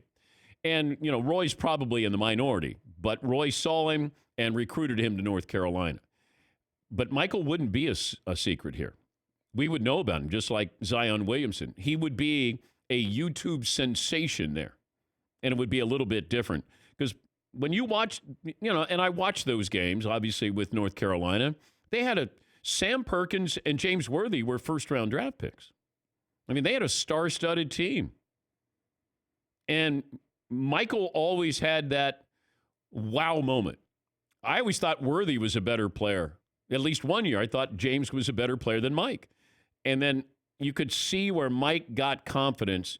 And then I think he realized if he was better than the players at North Carolina, he was going to be better than anybody else he was going to face. And the confidence level where he became Michael Jordan from where he was as Mike Jordan, completely different. But this documentary, I hope it lives up to, like, I'm worried that I might not like it. And it's weird because I said, hey, you got to put it out in April. My expectations are pretty high with it. But I don't know if I get anything new. It might reinforce things. I know a lot. I probably know more than I should know about the Bulls of that era, on and off the court. But there was a fascination I had. And I remember Mark Jones was working for ESPN. He was a play-by-play guy. He was hosting on-site NBA Finals, Blazers, Bulls.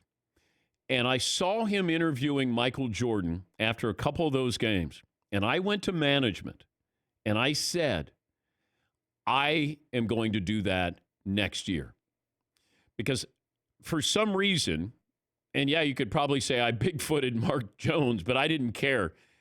I thought I'm witnessing history. I want to be part of history. I don't want to do the highlights. I want to be on site doing the interviews with Michael Jordan. Now, I got to do it after that. Even when the Rockets won the NBA titles, I was there to do that as well. And then when Michael came back, I was still able to do those interviews post-game with Michael. And Michael always said the same thing. I won't do it after every win, but I'll do it after every championship. By the way, Mike never played in a Game 7 in the NBA Finals. A couple of Game 6s, never got to a Game 7. But we'll talk to the director of the documentary. His name is Jason Hehir, and he did the Chicago Bears documentary and also the Fab Five. So we'll talk to him. Jay Monahan, the PGA commissioner, will join us coming up next hour. We're going to have golf coming back, and it feels aggressive. You're going to have golf maybe at the beginning of June. So we'll talk to the commissioner of the PGA about that, what it went into picking the Colonial for your return. Poll question, McLovin, what do you have for me? I just want to say first, Mark Jones won out. He got to do horse on ESPN. Yes, he did. I saw weeks. Jonesy. By the way, Jonesy, good handle. I think he tried out for the Canadian Olympic team. Good handle. Good player. Yeah, Paul. Did you see Mike Conley won, by the way? And he's ambidextrous, so he kept switching hands on everybody to win the horse competition? That's not fair. Yes, Paul. Best players in Sports Center history, Mark Jones, Kilborn. Kilborn was underrated. Kilborn had... Swingman? I have range. Kilby had deep range. He went to Montana State and he played there. And tougher than you'd think. Craig Kilborn had game. He really did. Who else? So is Steph Curry sort of the Craig Kilborn of the NBA? Because he had range. He's going deep. And Kilby had range before Steph Curry, I'm just saying. But Kilby also retired unexpectedly. Well, he went to Comedy Central. Yeah, but he hasn't done a lot lately. He's very funny on his social media. But yeah. Kilby could play. He loved to play. When I'd go to Los Angeles, we'd go out to a playground. He always wanted to play. Always. Good shooter. Who else was there? I don't think I played with Scott Van Pelt.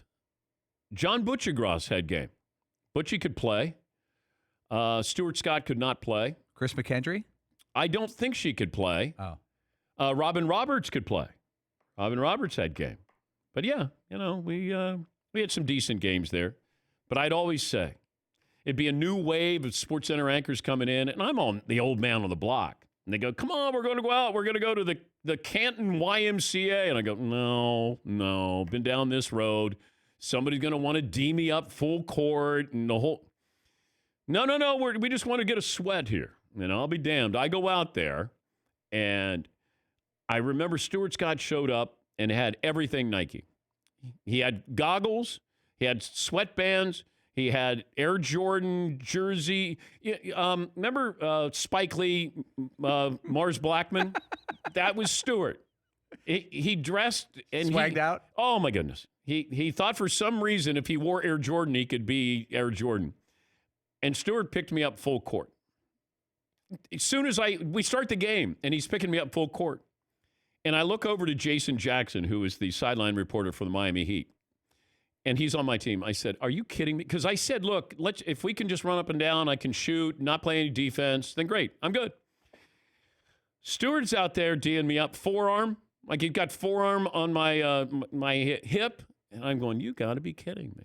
You got to be kidding me. And he wasn't. He was going to try to D me up.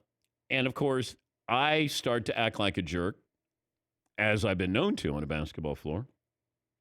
And it got to the point where, like, he was boxing me out. Like, he was trying to put on a tutorial, like a clinic.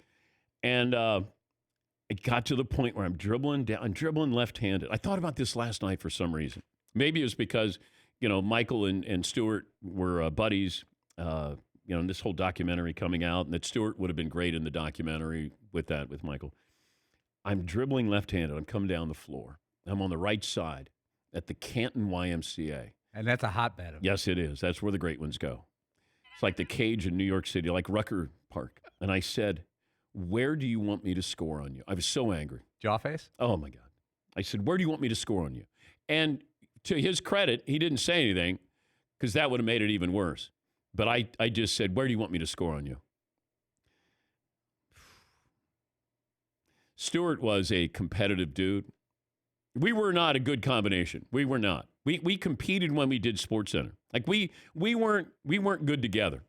If you can have oil and oil, that's who we were. But I had great respect for, what he did in preparing for SportsCenter, and of course what he went through. But we didn't get along. And the fact that he was D'ing me up, and I'd still kid Jason Jackson. All I have to say is, where do you want me to score on you? And he just starts laughing because he knows that's in reference to Booyah guarding me. Oh, man. All righty. Welcome to the program. Already in progress. Poll update there, McLovin. Okay, first hour was what was the best team from 1980 to 2000. You're right, Bulls, but people didn't really seem to care that much about that debate. So I wanted to ask the G League question. If you were an 18-year-old star high school player, would you go to the G League for $500,000, overseas for even more money, or would you go to college? Well, I think you have to factor in the families of these players because, to be fair, now, would my family allow me to do that? The answer is no. But if I'm growing up and I'm not from a two-parent home or, we don't have a lot of money, then yeah, I would say go get it. Go get it. But these players, these kids end up supporting not just themselves or their immediate family, they support a lot of people. And if, I can make $500,000, I can get a shoe deal, and I miss out on the college experience, they don't care about the college experience. That's a means to an end. I mean, Zion was talking about staying another year. He enjoyed the experience around Coach K. Tua Tagovailoa did not want to go pro. His dad is the one who said, no, you're going pro. He wanted to stay another year at Alabama. There are certain players that enjoy the experience, big-name players. But if I'm one of these kids and we need the money, absolutely. I mean, it's nice to have 31 nationally televised games like Zion did. But it's even nicer if I can get $500,000. Maybe I get a shoe deal that adds another $1 million to that, and I'm going to be in an academy or in a G League or whatever it is. I don't fault those kids if that's what they want to do because college isn't for everybody. But we're forcing you to go to college because we want to continue March Madness and the college experience. We don't want to lose that. But if the kids don't want to go to college, I don't want to force them to go to college. I don't know if Zion would have gone right to the pros. Maybe he wouldn't. Maybe he'd say, look, I'm going to benefit from a year with Coach K.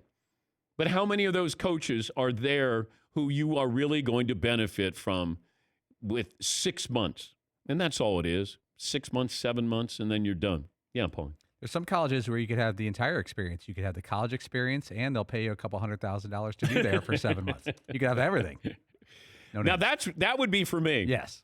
I still love the fact that the basketball team that I was on, or allegedly on, I remember one of the players got paid. He got a used car. We weren't good enough at Eastern Kentucky to get cars. Hypothetically, he got a used car. Oh, God. All righty, 877-3DP show, email address dp@danpatrick.com. What else do I have here? Oh, Leonard Fournette. He's a good teammate. Leonard Fournette is on record as saying he wants Cam Newton to come to Jacksonville. He wants to have some friendly competition, I guess, with Gardner Minshew and Cam Newton. Now, I thought if you bring in Cam can't be a backup quarterback. I don't think that he would prepare for a game the way a backup quarterback has to prepare. You have to be selfless. Cam's used to, he wears number 1. He's not going to wear number 2 when he's on the sidelines here. He's about being a starter, and I hope he gets a chance to be a starter. If you're going to, I think you do 1 year with Gardner Minshew. And maybe you're playing for that number 1 overall pick without announcing you're playing for the number 1 overall pick or tanking for the number 1 overall pick. That's what I would be doing if I'm Jacksonville. Cam might help me win some games. I don't want to win games if I'm Jacksonville. Yeah, Paul. I was looking at the draft order. Jacksonville's 9 and the Vegas Raiders are 12, and they got a couple draft picks. Could you see a Jacksonville team who's not set at quarterback? They got rid of their old one. If somebody slips, and you know what we're talking about, and they're in the 9 spot, you could jump up 2 spots. No, 1 spot. No, I don't want to do that this year. Jacksonville. If I could get Tua. Let's say somehow the Only the Miami Dolphins and the LA Chargers, for some reason, because of health scares, Tua's not going past the Carolina Panthers. I know they have Teddy Bridgewater, but he's not getting past them. I would take Tua. If he's there for me, and I'm Jacksonville, I roll the dice on it. Absolutely. But I don't know how many teams are willing to do that. If I'm Jacksonville, and I don't think we're going to be that good this year, then I keep Gardner Minshew there, and I sort of hope that we're kind of bad, and then we can get Trevor Lawrence. You have to have the rookie contract at that position. That's the formula. You have that, and then you build. Because once these guys get paid, those teams, you start to disassemble them because you can't afford everybody. But Leonard Fournette, not all in on Gardner Minshew, or he must really love Cam Newton because he's like, yeah, bring him in, have a friendly competition. Imagine if Gardner Minshew said, I'd like to have a better running back who can actually catch more passes out of the backfield here. Yes, Eaton. That's why it's always so funny when there's like, yeah, we should bring in this other guy, quarterback. No disrespect to Gardner. I mean, it's just about friendly competition. Yeah. And may the best man win. Yeah, but if Gardner Minshew says, boy, why did we waste a high draft pick on Leonard Fournette, Wouldn't it be great to have a couple of wide receivers or a good lineman or something like that? Maybe we should try to get another running back in the second round. Maybe we get that Georgia running back there. How would that go over with Leonard Fournette? Probably not well. I think if Leonard was a little better, then maybe he could say this, but that's sort of, those comments caught me a little off guard there. And I think he's brought this up a couple times about Cam Newton. Cam's a big mystery as well. Cam's just a grown-up version of Tua from the standpoint of we can't get in front of him. We just don't know. And you're starting to see, I like when I saw this, yes, I laughed out loud when I saw this. It was, it might have been Ian Rappaport here. The Rap Sheet had a GM tell me the media is wronger about mock drafts this year than you guys have ever been. Point being, players are going to be taken in places no one expects. Yeah, that's why we always look at mock drafts, and I say for entertainment purposes only. And I do think that you're going to have some surprises here. I think there are going to be a couple players fall that you never thought would fall. And there'll be a couple players where you go, wow, I didn't know that team thought that highly of him. All right, phone calls coming up. We'll get to those. And what else do we have here? Meat Friday, vote on the March Madness. We have French dip on the Traeger Grill coming up. I brought in Tyler, the moderator from Chat Row. He's going to be overseeing the French dip here.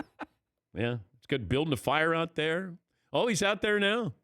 Tyler, the moderator, is out there. Look at him. He's known for working one day a week and swatting people on Chat Row. Yes, that's what he does. And he gets rid of bots as well. He says, I said, well, what's your job? He goes, well, kind of get rid of bots. I go, oh, okay. He goes, it's fun, though. I really like getting rid of bots. All right, we'll take a break. Talk to the director of the Chicago Bulls, not the Michael Jordan documentary, The Last Dance. Jason Hehir will join us coming up next. 20 after the hour here on the Dan Patrick Show. Discover, that sounded a little Oprah-esque. Sorry about that. Discover, the Discover credit card, and all the other great things that Discover will give for you, to you, and they'll help you check your FICO credit score. And you want to know this because 90% of top lenders, that's what they base their lending off of. What's your FICO credit score? And you get it for free even if you're not a customer. Checking your score won't hurt your credit. You can check each month for changes. Discover Credit Scorecard. Free for everyone. Learn more. Discover.com/credit scorecard. Limitations apply.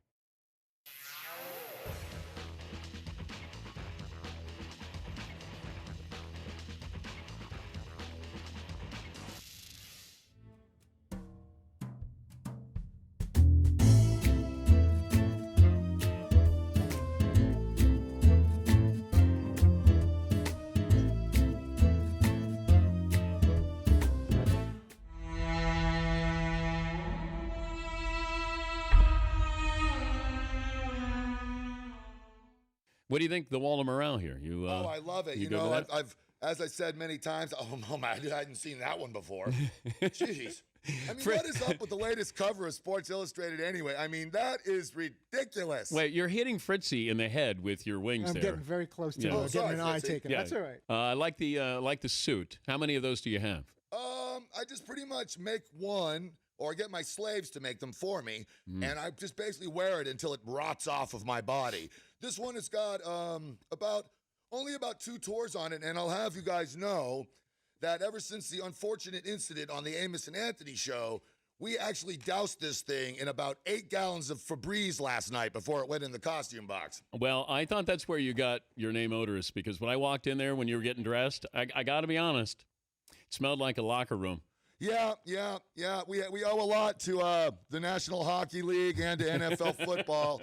I'm always suited up, Dan. That's the kind of, I always got the pads on. That's the kind of guy I am. That's how I roll. Always ready to, get in there, do the big play, and fail miserably. All right. He's Odorous, literally Odorous from GWAR, the lead singer, joining us here. I go around the room, best and worst of the weekend. Odorous, your best and worst of the weekend. I'm afraid to ask, but I will. No, it's okay, Dan. Well, my worst thing that happened over the weekend, I wasn't sure if it was a weekend, but was the early exit of my VCU Rams from the NCAA tournament. I was really looking forward to Richmond going up in flames again, but the exit at the time, we won't have any riots this year. The best thing that happened this week is Peyton Manning didn't sign with the Washington Redskins. Whoa.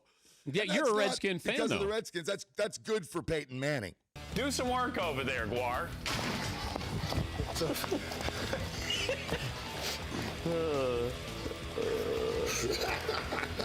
I love you, Dan. All right, let's try this again. Do I even need these anymore? Well, if you can, so it's just I'm not getting any level in this thing yet. Oh, complete air ball. Don't you dare tell anyone about that. You want that one back, don't you? You want that one back. Okay, I'm just getting used to stuff. The gravity. Oh, come on, I had the right line. Do you have any talent? Basketball, sports-wise? No, terrible, man. You get closer.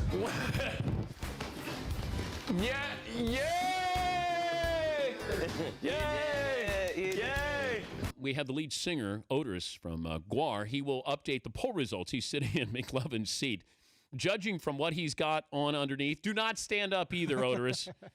McLovin may not want to sit in that seat when he comes back. Otis, can you update the poll results from the first 2 hours? Well, I certainly can. What's in better shape, you or your brackets? And it's a landslide right now. 72% me. 72% of people are doing better than their brackets are doing. All right. Well done. Well done, I did Otis. okay. Yes, you did. Yes, you did. Otis, you ever called in sick to a show? Oh, well, that's a requisite of any GWAR show. I have to be sick before they'll let me on stage. There is bloodshed in a GWAR show. Yes, well, true, but it's all voluntary. They go there knowing full well they might get an axe through their head. They have to sign a release. We do appreciate you stopping in and filling in for McLovin. Where's GWAR going to be performing next? We are on our way to lovely Boston, one of the greatest sports towns in this fair country, doing the second leg of our big Return of the World Maggot Tour. And we'll be rampaging across country doing that. But I also wanted to quickly plug my new television show, Holliston, the FearNet first original series on that cable channel. I portray the lead singer. I'm the lead singer. Anyway, I'm on a show called Holliston that's coming up, and they told me to plug it, so I just did. Thank you, Otis. Thank you, Dan. Thank you, Danettes. Thank you very much for having me today. Hail GWAR, hail Flatus. Peter King from Sports Illustrated next hour. Otis living up to his name. He's going to leave the odor with us, he said. A nice parting gift. Final hour coming up. Dan Patrick Show.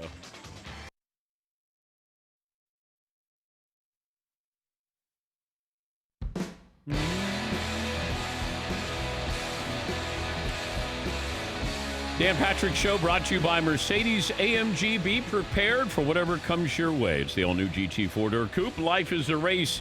Visit your local dealership for a test drive today. If you missed any of our celebrity interviews this week or any week from the Mercedes-AMG Man Cave, go to the Dan Patrick Show app. Watch and listen from inside the Mercedes-AMG Man Cave. Mercedes-AMG driving performance.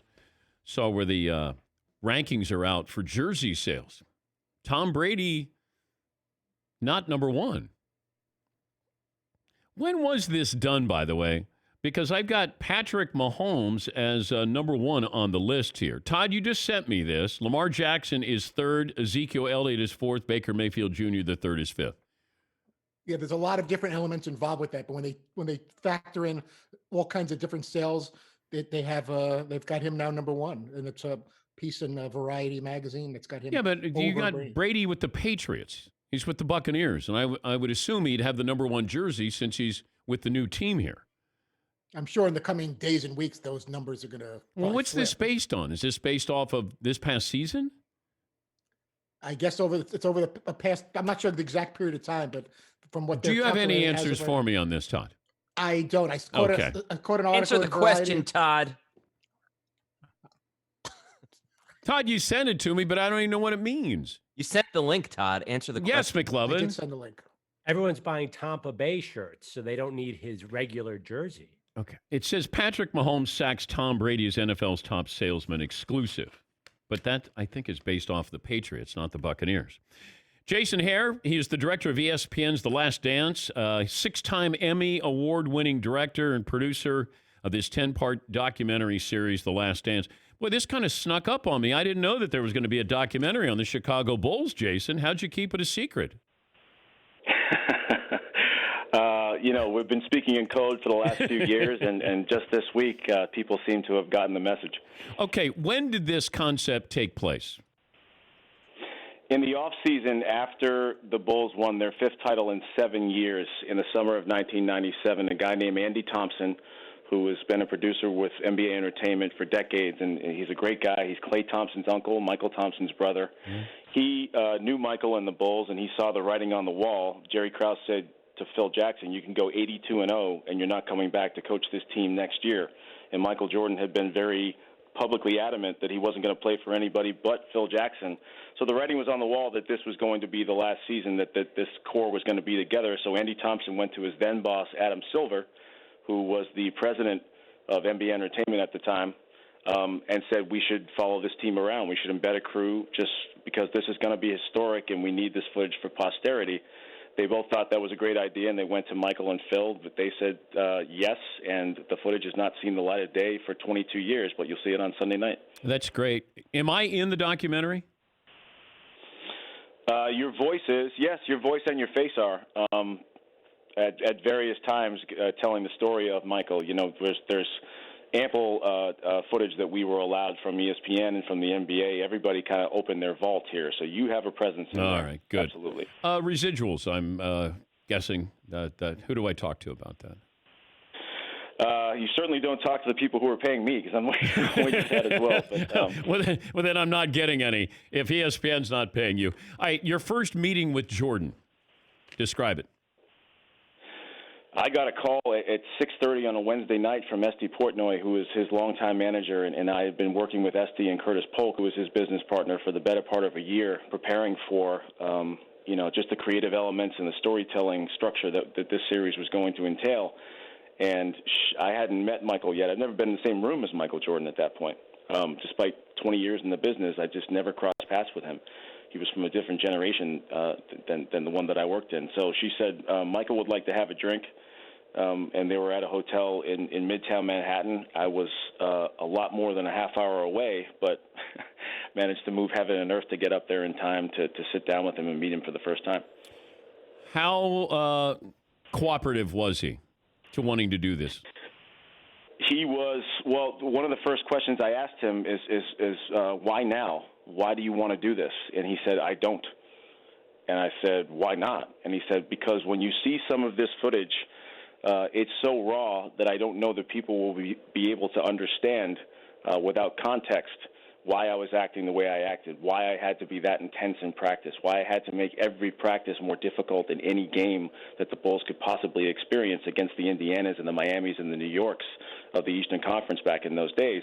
I think when people see just a clip of me getting on a teammate or riding Scotty Burrell or yelling at Ron Harper or Steve Kerr, they're not going to understand that. And I'm a little bit hesitant about that. So I said, we have the benefit of 10 hours to tell this story, and we have the benefit of time and resources and context, and we'll be able to sit down and you can explain to me exactly what you just explained to me and give that context to explain to people why you had to do this. And we'll also interview the teammates that were on the other end of that behavior and get their perspective on it. So I think once he was comfortable that we were going to tell an honest, responsible, comprehensive story, and that's, good, bad, and the ugly, all warts and all, he was all in, and he was adamant from that first day and to 2 nights ago when he's still watching Rough Cuts. We're not done with this series yet, but everybody's in quarantine, so even Michael Jordan is watching Rough Cuts of the Bulls Michael Jordan documentary, and he was adamant up until 2 nights ago that we include certain things that I thought, well, he might not want this in there, he might not want this in there. He wants this to be as honest and truthful a telling of this story as possible, so it's been a gift that he's been this cooperative. So you have 8 parts done and 2 that are still being done. We're first and goal from the 1-inch line on episode 6 and 7. We're in the red zone on episode 8 and 9, and we're moving the ball down the field. We're over midfield on 10, but we'll get there in time for May 17th. I give you credit, though, Jace, because I can't imagine, if I'm Jordan, why I would want to do this. So I'm not surprised that was initial reaction. But then you tap into the competitor who now wants it to be the greatest documentary of all time, I'm going to guess.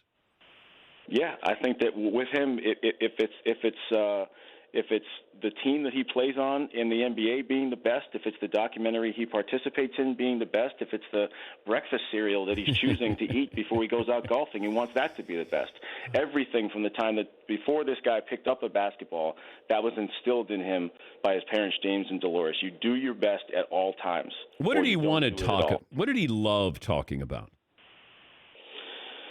He lit up when he talked about his family, when he talked about his mom. In the first episode, we use this technique where he doesn't know me, so it's better for him to see these people saying these things about him, and that goes from Gary Payton and Isaiah Thomas to his mom. So I had his mom read a letter. She's kept all of his letters home from when he was in college at UNC, and this is a homesick Michael Jordan writing a letter home to his mom to say he doesn't have $20 to his name and he needs money for stamps. And she read that out loud, and I showed him an iPad of her reading the letter out loud, and he got emotional. This is a human being. We see this guy as a 2-dimensional figure on our wall. He's a logo on a shoe.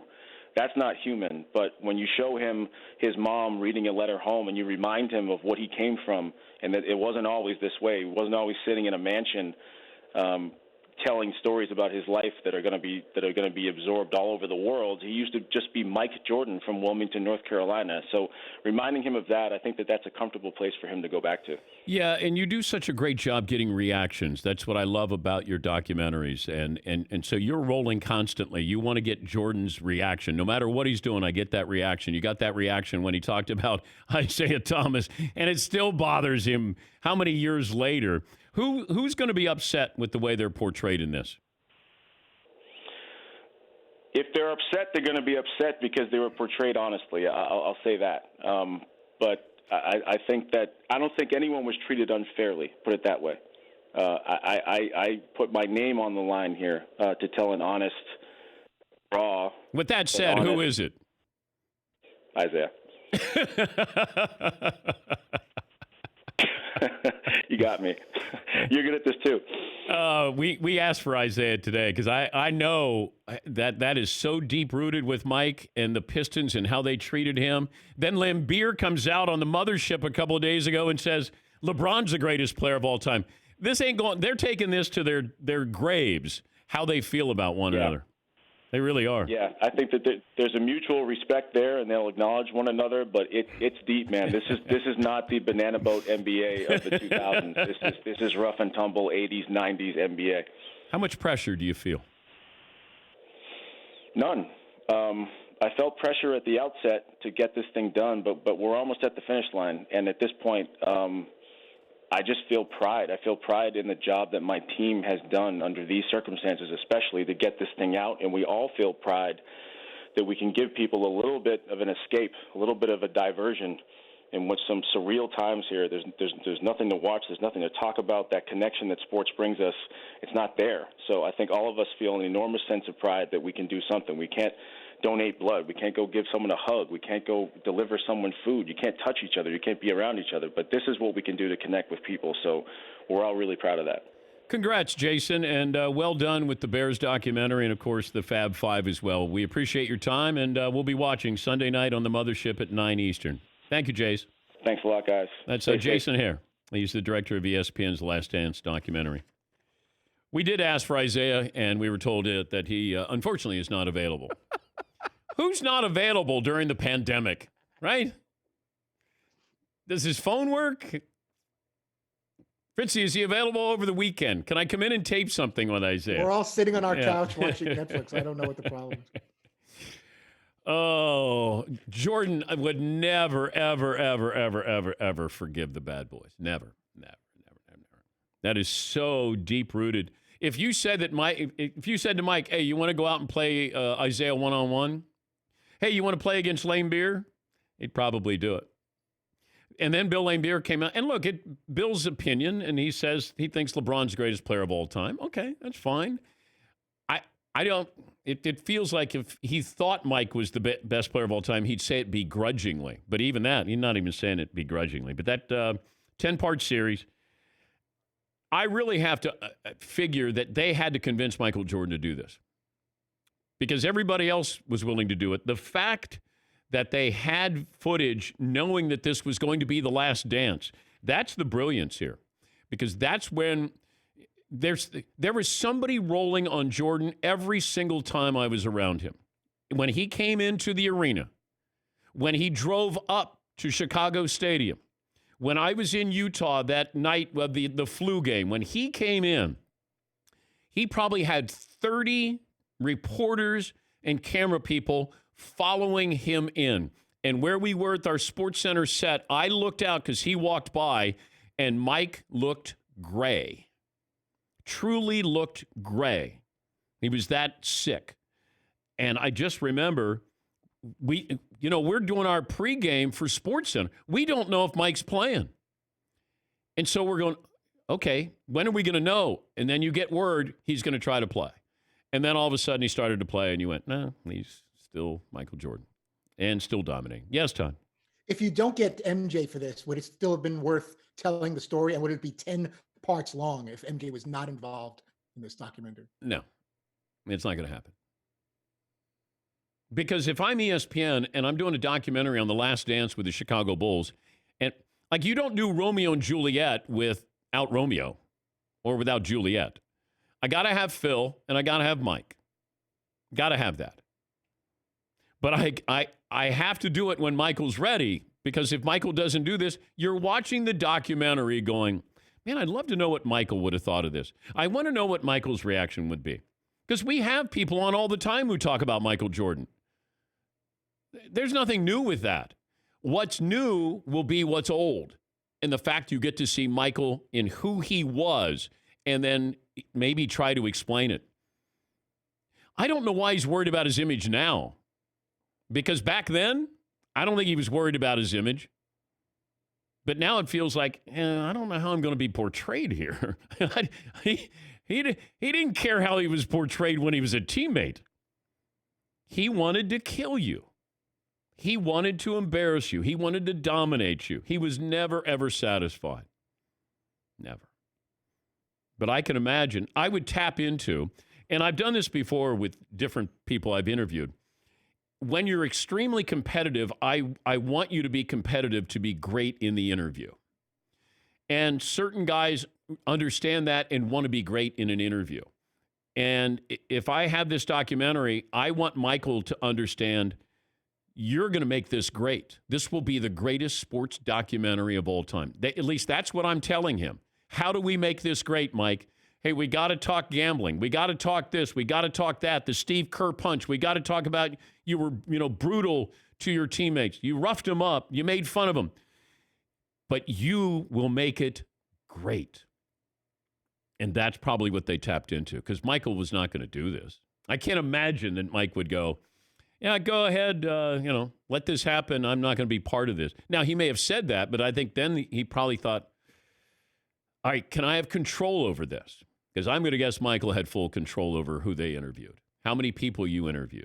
I'm going to guess Michael said, I'll do it. I decide. Because Michael doesn't give up that creative control. Doesn't do it in business. He didn't do it in basketball. And I can't imagine he would do that in this documentary. We'll take a break. Back after this.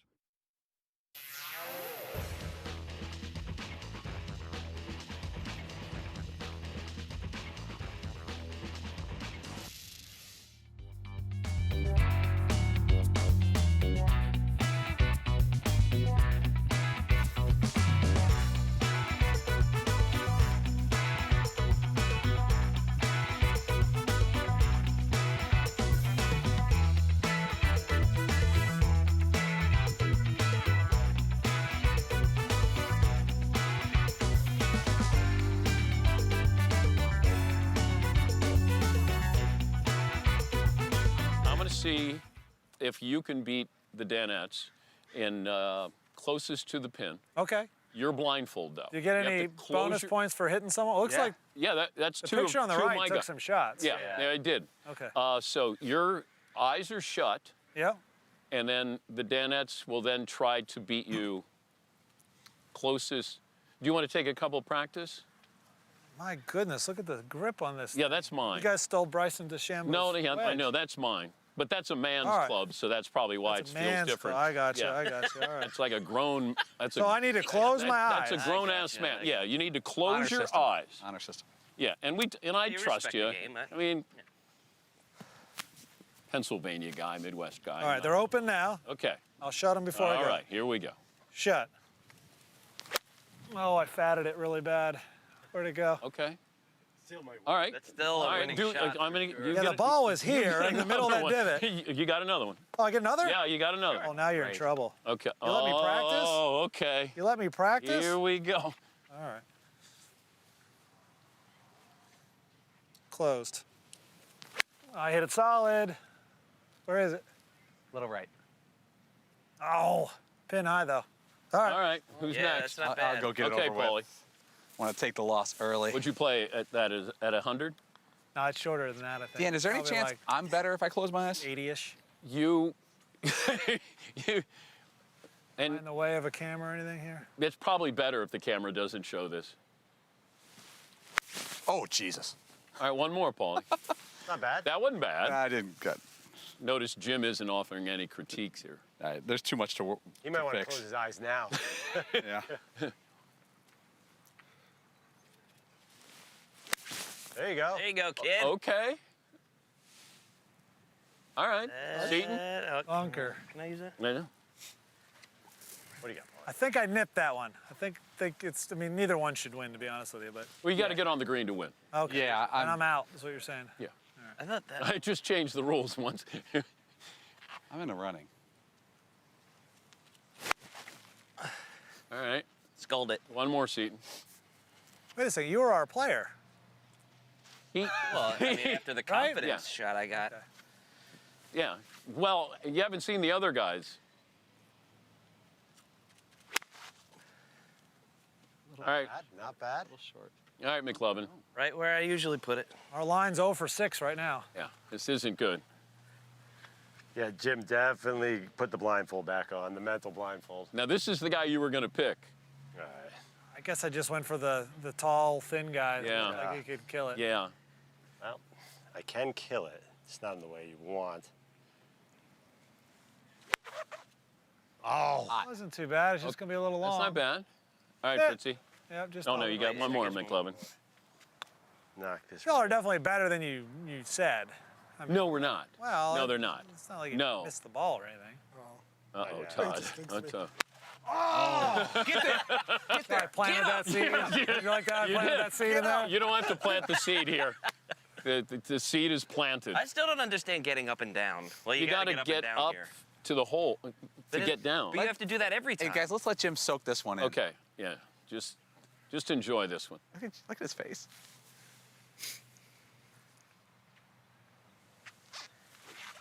That was my practice swing. That's a practice swing. That's a lie. That's a practice Count that. swing. All right. There you go. That's a base hit down, Jim, That's a base down the knock. third base He line. will not honor the. All right, stand closer. There you go. I don't know if Jim's safe.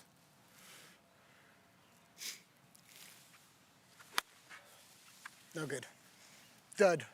You might have gotten between the shortstop and third base. All right, so what kind of Todd, handicap you are got you just as many carrying? on the green as I did, pal. What would you play off of? Right now? Single digits? No. No. Probably a 12 or Okay. so. I haven't played, so that's the problem.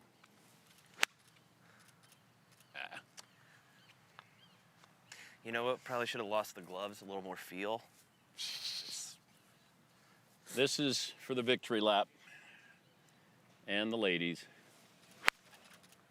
There we go. Is he going to catch a piece? Oh, you hit right at the same spot, yeah. That's. I don't know what we accomplished here today, Jim. 0 for 12. Yeah, for that's 12. we wouldn't be picked for the Ryder Cup team. Yeah.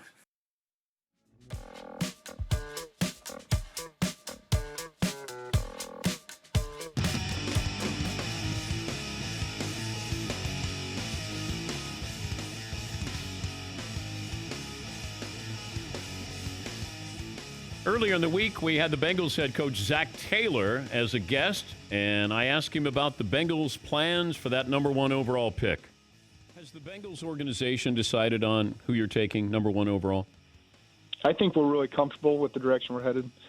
I'm not quite ready to make any major announcements yet, but I think we've done our homework here the last 3 or 4 months and kind of vetted all these guys out and feel really comfortable with the direction we're headed. That's the Bengals head coach. That's the Discover Moment of the Week, brought to you by the Discover Credit Card. You can get a free credit scorecard today, even if you're not a Discover customer. That includes your FICO credit score. Checking your scorecard won't hurt your credit. Learn more at discover.com/credit scorecard. Limitations apply. I saw where Trent Dilfer had some more compliments about Tua Tagovailoa. Now, it should be mentioned that Trent Dilfer has been working out Tua to get ready for the draft. And Trent, of course, very good analyst with the mothership and a former NFL quarterback. So I guess he's on Tua's payroll. I don't know if he's doing this for free, but he has been very effusive in his verbal bouquets where he said that Tua throws better than Aaron Rodgers and Dan Marino. And then walked that back a little bit and said, no, I'm talking about when they were coming out of college. Okay. I don't know how much Trent Dilfer knew about Dan Marino coming out of college and how he was throwing, but by the second year, he'd thrown 48 touchdowns. Aaron Rodgers came out, and I think the Packers worked on his form, and he sat 3 years behind Brett Favre. So, okay, I guess I can buy into that. Tua, it throws a remarkable ball, and he's extremely accurate. That's legit. All of that is legit. But Trent Dilfer has pretty much been carrying the flag of Tua is ready to go, he's healthy, and you're going to make a mistake if you pass on him. He's putting through a variety of drills. And Trent Dilfer says, quote, he's completely healthy. That's from the doctors. What I can talk to is his endurance, his stamina, his strength, his explosion. I call it twitch. It's better than he was before he got hurt. I don't want to speak in hyperbole, as he gets ready to speak in hyperbole. He's the finest prospect I've ever seen. He throws the football as well as I've ever seen a football thrown. But you don't want to speak in hyperbole. So that's the greatest, I guess, quarterback prospect he's ever seen. I don't think anybody's concerned about his abilities here, Trent. And we called for Trent Dilfer. From what I hear, this is just about the scouts saying, we don't know how healthy he is. The doctors say this. Are those Tua's doctors or those independent doctors? If I'm the Dolphins and I'm the Chargers, I need to see him. If I'm going to spend the 5th overall or 6th overall, or I'm going to move up, I got to have an objective opinion here. And if Trent is working him out, well, he's not going to come out and say, oh, my God, this guy, that hip's going to fall apart. He's going to be Bo Jackson. He won't be able to play football again. What are you expecting to say? And I got a little nervous when he said, he throws the ball better than Dan Marino and Aaron Rodgers. Well, he doesn't. Now, coming out of college, okay, I guess. I mean, I don't remember breaking down Aaron Rodgers' form. I remember Dan Marino being pretty good when he came out. But Tua is a wonderful talent. And if you said he's healthy, I'd love for him to be the face of the franchise. But if you're on the payroll or you're working him out, of course you're going to say nice things. And you're starting to, that he's going to slip. That's really what is happening now. So what you want to do is you got to have somebody who gives you the other side. These scouts are all talking about, Tua. Is Tua going to slip? My source said he could go 3 or 23. Nick Saban's role in this is really, really important because there are people in the league who trust Nick Saban's word. And that's maybe what it's going to come down to. Because Nick Saban has been saying things about Tua, but I don't know if he can be completely honest here. I would have doubts about it. I hope Tua has a 15-year career. I hope that he is a Pro Bowl quarterback. I hope that he's a Hall of Fame quarterback.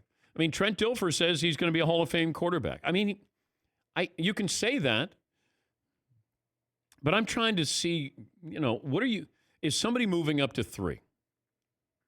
Is there going to be a surprise here? Is he going to fall?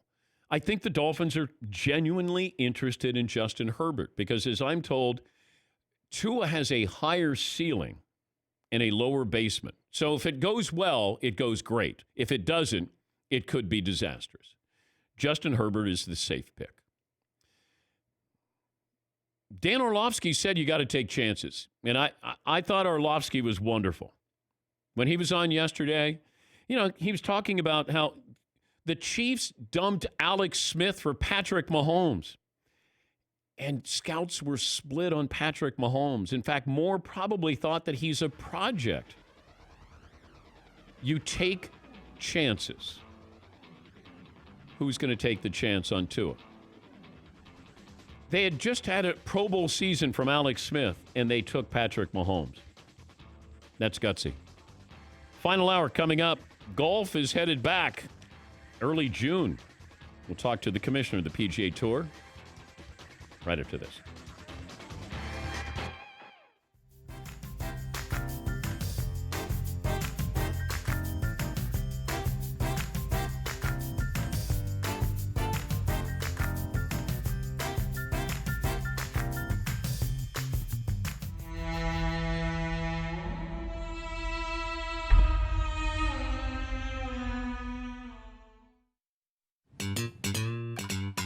It's really not that bad. Not that bad. It's not bad. Not that bad. I look like a pirate. I don't want to be a pirate. Did you guys just see that? Please tell me you just saw that. What? The waitress was totally checking me out. Oh, yeah. No, she's not. I'm telling you, I think she's got some kind of crush on me. I know that look anywhere. Mm-hmm. Bald, curvy, overweight bookers. That's what she wants to know. Guys, help me, help me. Help me. What should I do? Get out! Thinking about getting the clam chowder, by the way, but we all know what happened to me last time I did that. When's the last time something did agree with your stomach, Todd? By the way, where's McLovin at? He'll be here any minute.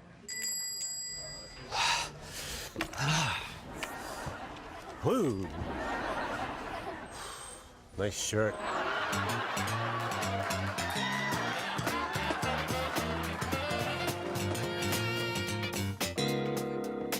There was one line that was late. You don't want to have the, but other than that, people, here's the, you want to know the key to comedy right now in 2 words? Because you guys are going to be doing more comedy bits on the show.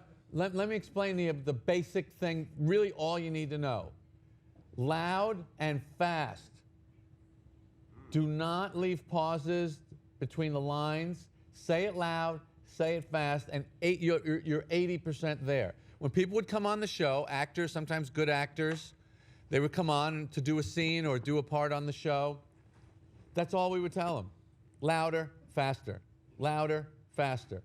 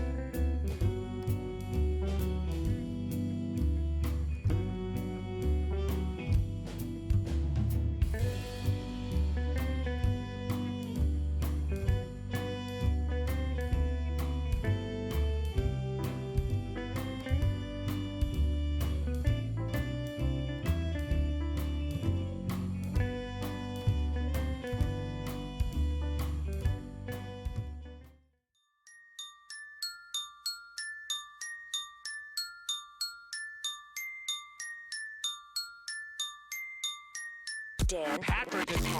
Welcome to the Dan Patrick Show. Truly amazing. Just a week away from the NFL Draft. Extremely confident. Nobody brings you bigger guests or better experts.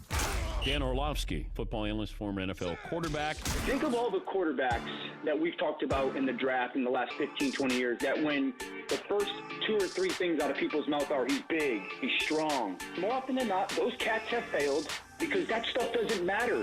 It should be the other way, the mental. And so that's what concerns me about Justin Herbert. Is like no one's going, man, he's got great instincts. Or, gosh, his accuracy is ridiculous. Or he's just got this ability to make all these different kinds of throws. Those are all the things that people talk about, or like that I talk about, that he struggles with. Broadcasting from the Mercedes Man Cave and the Danettes homes, this is Dan Patrick. Final hour on this Friday, Traeger Meat Friday. We will crown our Meat Madness champ. That'll be in about a half hour. Voting will close, and we'll hand out a Traeger Grill. You can still vote if you like. Go to the website, danpatrick.com. While you're there, check out the T-shirts. We have the Tampa Bay T-shirts. Still going hot and heavy there. And we haven't received a cease and desist yet from Tom Brady, but maybe that's hopefully that's forthcoming. We don't check our mail around here. That's the problem. I got to get Dylan, who does the graphics for the TV portion of the program. I got to get him to go to the post office here and check and see if we got a cease and desist. I have a couple of things that are pretty cool. I have a letter that Commissioner Stern sent to Mark Cuban where he got fined. And I said to Cuban, you've been fined so many times, can I have one of those letters? And then I framed it and put it in my office here in the man cave. That's pretty good. But a cease and desist from Tom Brady with the Tampa Bay T-shirts, that would be great. And maybe an autograph picture. A cease and desist and an autograph picture, and then we'll consider that. But welcome to the program. A final hour here. Coming up, we'll talk to the PGA Commissioner, Jay Monahan. Golf's coming back. Golf's coming back in June, at least first week in June, and that's that's the time frame. I don't think fans are going to be out there. All of these different scenarios have to do with fans not being in attendance. And there's a variety of scenarios. Let me run something by you. Now, this isn't going to happen, but these are things that are being explored. Baseball was looking at the All-Star Weekend in Los Angeles. So that's the middle of July, to have a season kickoff event. They were going to have 2 LA teams. Cody Bellinger and Mike Trout would pick their all-star teams in a similar fashion to how the NBA does. You're going to have it in LA, and you're going to let Cody Bellinger and Mike Trout, because you're not going to be able to vote on this as a fan into the all-star game. And they would pick their team for the all-star game. They also were trying to look at the start of the season over the 4th of July weekend with no fans. They're also, the scenario that I'm being told is the World Series was going to be played in Los Angeles in November, whether or not the Dodgers were involved. It was going to be at Dodger Stadium. But, California's statement from 2 days ago saying that large sporting crowds would probably not happen before the end of the year ended the possibility of those scenarios. This hasn't been made public, I don't think. But these are 2 scenarios where you have all-star festivities that kick off, and you had Cody Bellinger and Mike Trout were going to pick teams, and that they were going to hold the World Series in Los Angeles at Dodger Stadium, whether the Dodgers were in there or not. McLovin, update the poll results if you can. Okay, I put up that signature food question. I know it's silly, but it's Friday. Of the Danettes and you, who has the best city food? Cheesesteaks number 1, then Chicago beef sandwiches, and then you and Todd are tied for third. A distant 1% is a New Jersey pork roll. That's Seaton's recommendation of pork roll. I've been to Jersey a lot. I don't know if I've ever had a pork roll. Oh, man. You don't know what you're missing. You guys lead the league in diners, though, don't you, in Jersey? Yeah. We got a strong diner culture for sure. Yeah, we have Gold Star and Skyline Chili in Cincinnati and Montgomery in ribs, which is pretty tasty. But I was trying to squeeze in White Castle hamburgers in there, but I found out that I think they originated in Wichita. We did the research there, but we'll take it. The white one is great. Get a suitcase of White Castles. Man, yeah, good stuff. All right, we've been talking about the Bulls documentary, The Last Dance. We had the director on. the fact that they're not even done yet. They got 6 episodes done. They got 2 in the red zone and then 2 that it feels like they're at the 1-yard line as they're finishing this up. And Michael Jordan is still, I guess, involved in the process here of, Michael wants this to be great. And once he committed to doing this, I think he wanted to make sure that they were going to present this in the way that he thought was honest and who they were going to interview.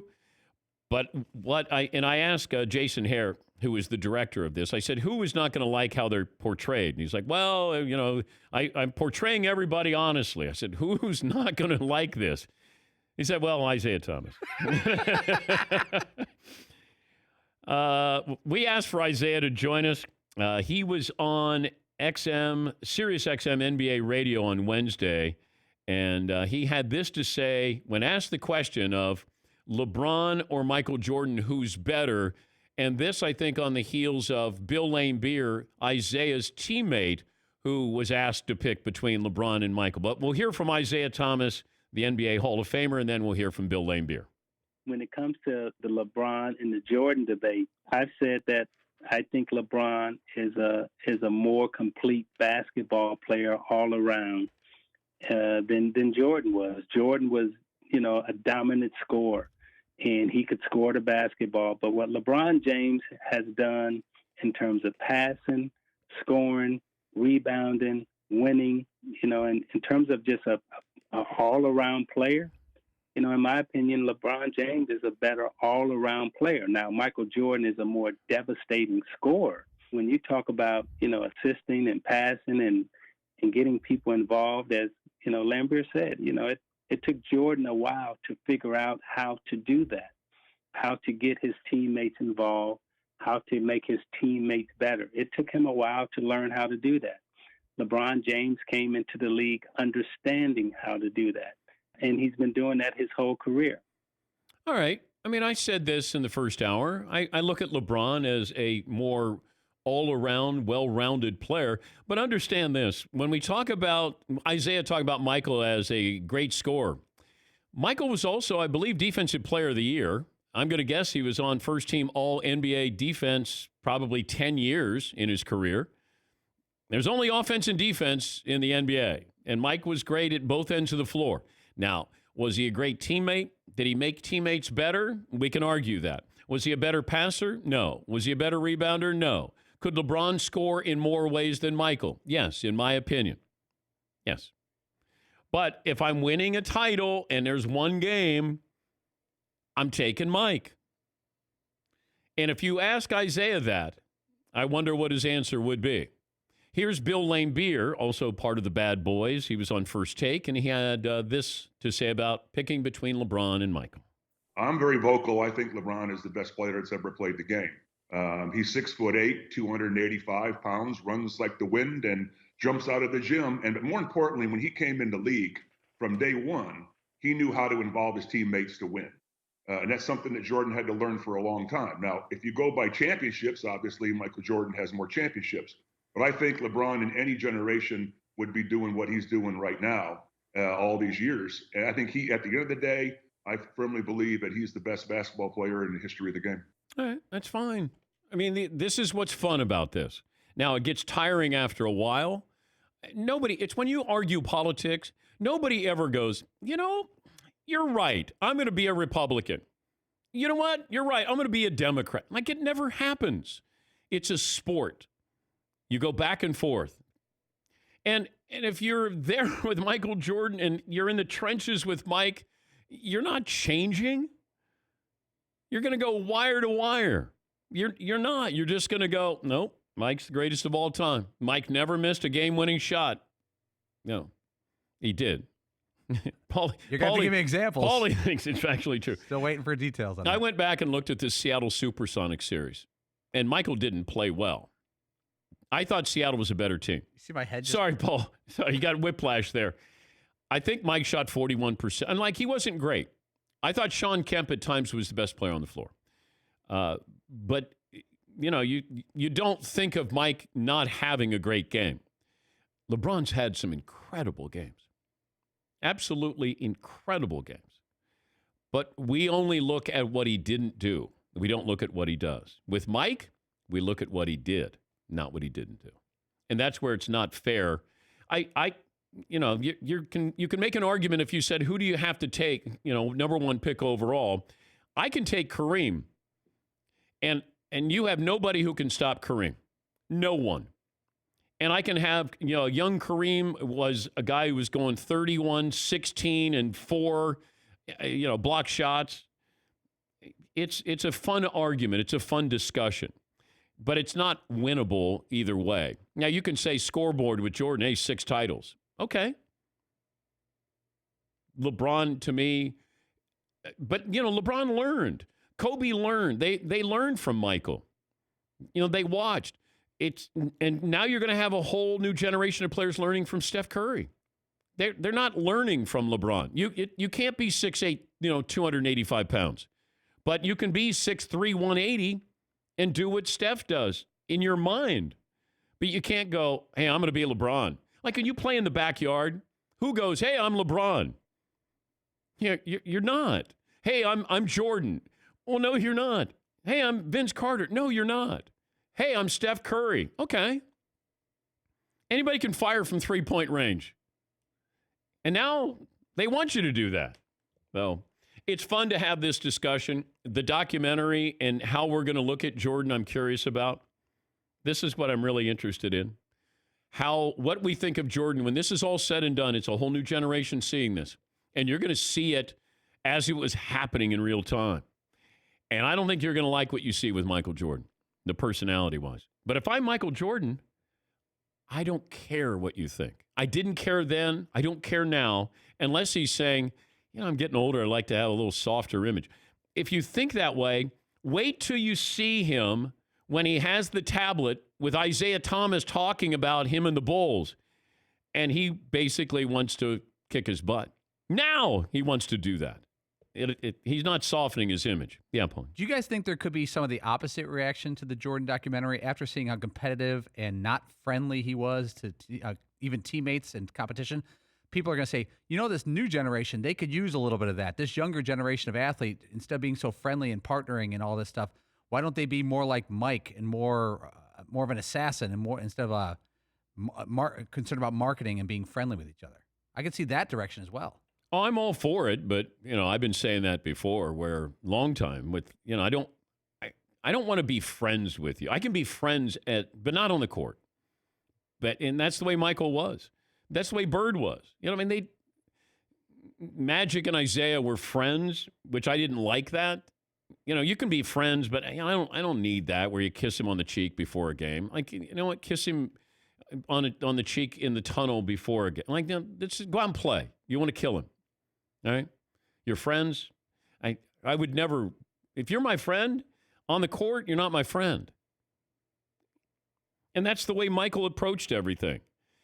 He couldn't do it nowadays. It's not PC.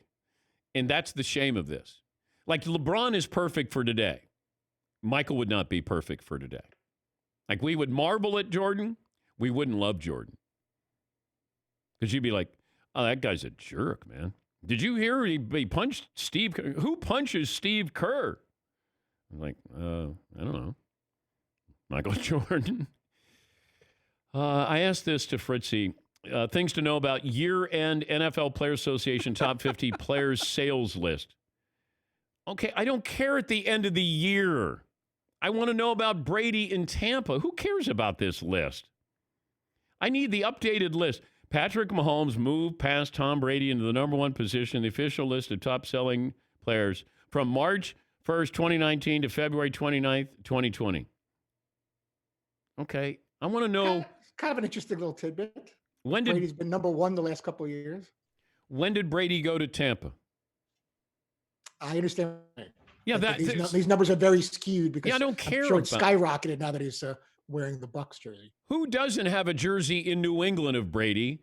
And how many people around the league are buying Patrick Mahomes jersey? If you're just getting around to buying a Brady jersey, come on. This guy's going to make it. This Brady, let's get one for the son. This is stupid. It is. It is. It's stupid.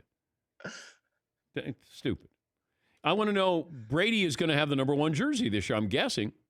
That would be interesting. And now, if Mahomes was going to have the number 1 jersey, I'd say, wow, even with Brady, going to Tampa. Because, New England fans are buying Tom Brady Buccaneer jerseys.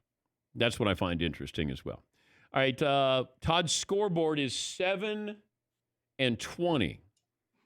Every 7-20. day, we have a Todd scoreboard contest where you win some T-shirts. Ryan in New Haven, Connecticut is today's winner. 7-20. And the clue is, which no one got as far as the winner, lumberjacks. Like Walmart, this is lumberjacks would be your clue for this. 7-20. Mike. One involves, go ahead. Mike Schmidt, number 20. 1976, which was the play of the day. That 4 consecutive home run game to come back to beat the Cubs in 10 innings at Wrigley is the second number 20. Okay. Number 7 is at this date in history involving lumberjacks, which kind of sounds like a baseball person. Mickey Mantle. It was New York Yankee Mickey Mantle's first game on this date in 1951. He went 1 for 4. The Mick, of course, number 7. All right. Mick and Schmidt. All right. Thank you, Todd. Would you stay on that jersey story for me with Tom Brady? I'm working hard on that. I'm sweating it out. You put me on the stand. I felt terrible that I gave you some information, and then you called me to explain it, and I was ill prepared to give you any information other than forwarding you a story from Variety. You know what's great though? You finally admitted that you were ill prepared for that. Which I hate to do. I just wanted you to. I didn't know why you sent it to me because I said there's no news here. And I certainly didn't know why you were going to put me on the spot there, and then Seton try to bail me out by joining you and saying, "Tell me, who ordered the code red?" With this Answer the question, Todd. I ordered the code red.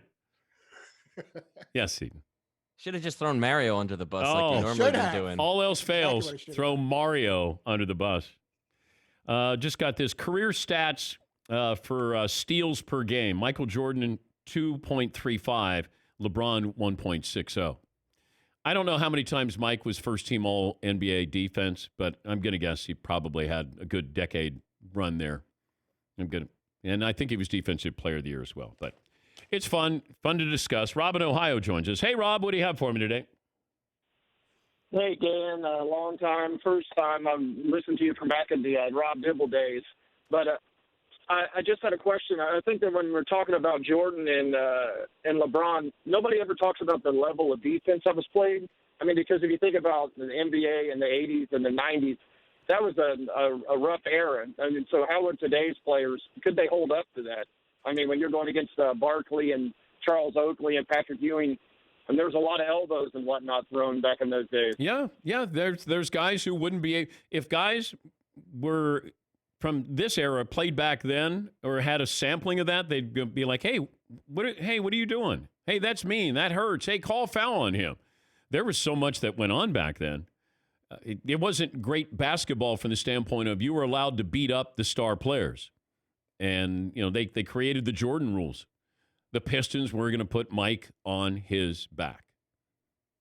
And back then, we didn't have flagrant 1s and 2s and, you had playoff fouls, you had regular season fouls. It was different. And if you can't hand check, and I'll go back to when Phil Jackson put out his book, and I said, how would Jordan do in today's game? And he said, he'd average, I think he said 40 or 45 points a game. You couldn't put your hands on him. Jordan, first team all defense 9 times in his career.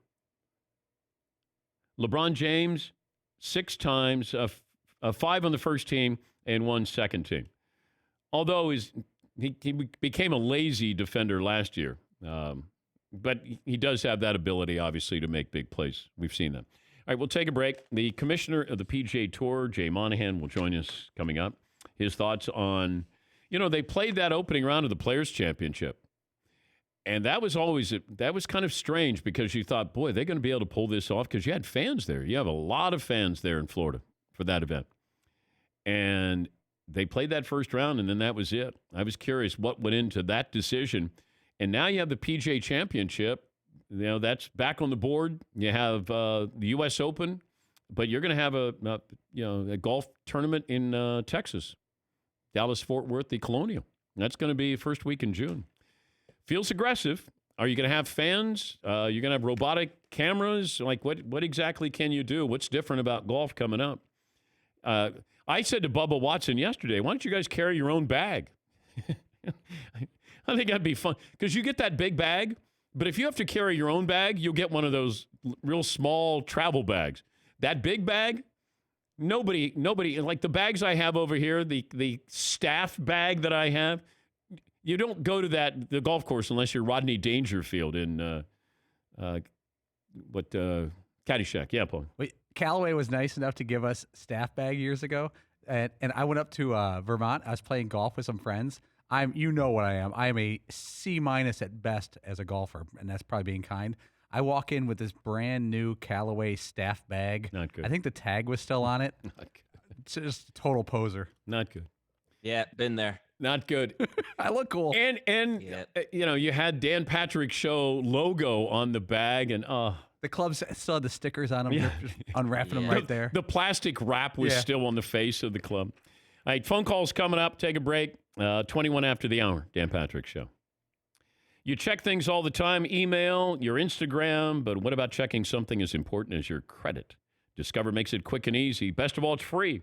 Discover's now offering FICO credit scores, the score used by 90% of top lenders, and they do it for free, even if you're not a customer. Checking your score won't hurt your credit, and you can check each month for changes. The Discover Credit Scorecard, it's free for everyone. Learn more at discover.com/credit scorecard. That's discover.com/credit scorecard. Limitations apply.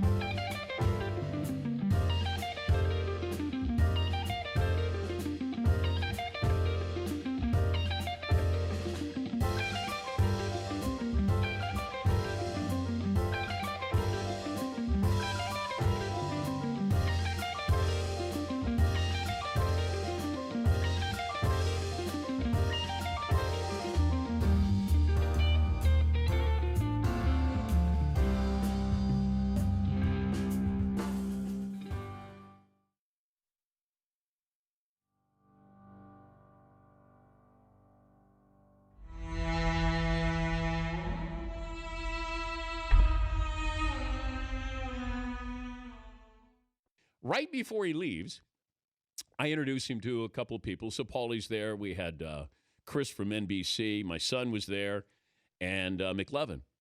So I'm going around the room, and then I said, that's Paulie. It's my son Jack. That's Chris from NBC. That's McLovin. He goes, McLovin, good to see you. Good to see you again. Again, he thinks it's the McLovin. I mean, come on. He was so friendly to you. If he could have had you on as a guest that night, he probably put his arm around you.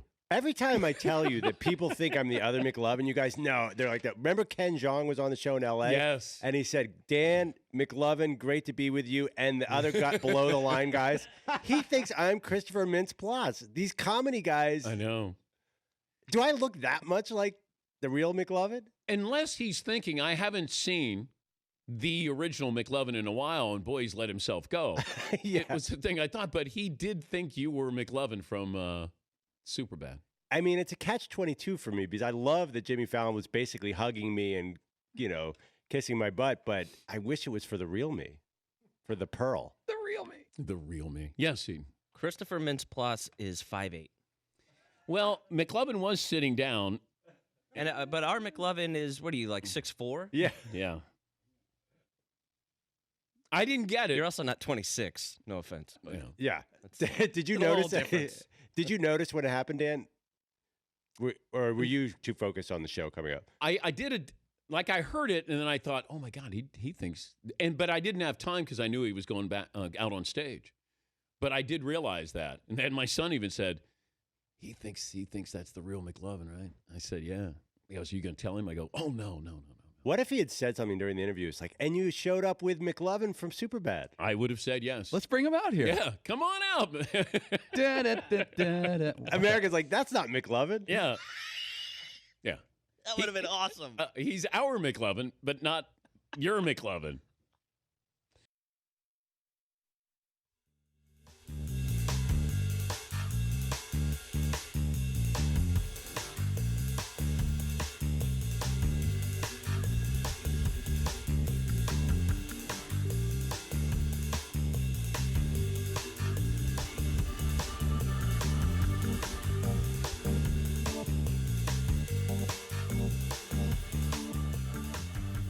Who wants a cookie? Who wants a cookie? Does Penny want a cookie? Do you? Well, come here. Come here. Who wants a cookie? Oh, there she is. Give me 5. Thank you. What a good girl. I know. She doesn't really stay to thank you and have small talk. Well, for another cookie. What do I have? What do I have? I have a cookie. Sit. Give me your paw. Gorgeous. Good girl. Now go back to sleep.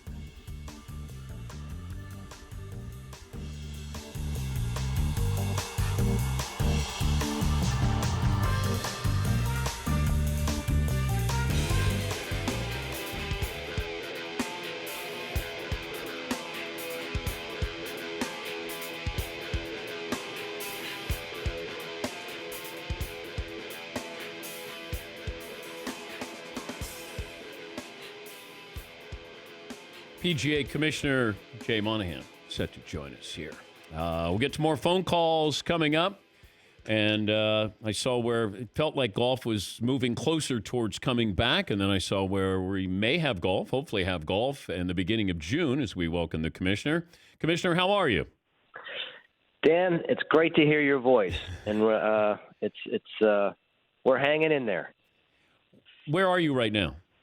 I am at TPC Sawgrass, making this phone call from the Players Championship Media Center.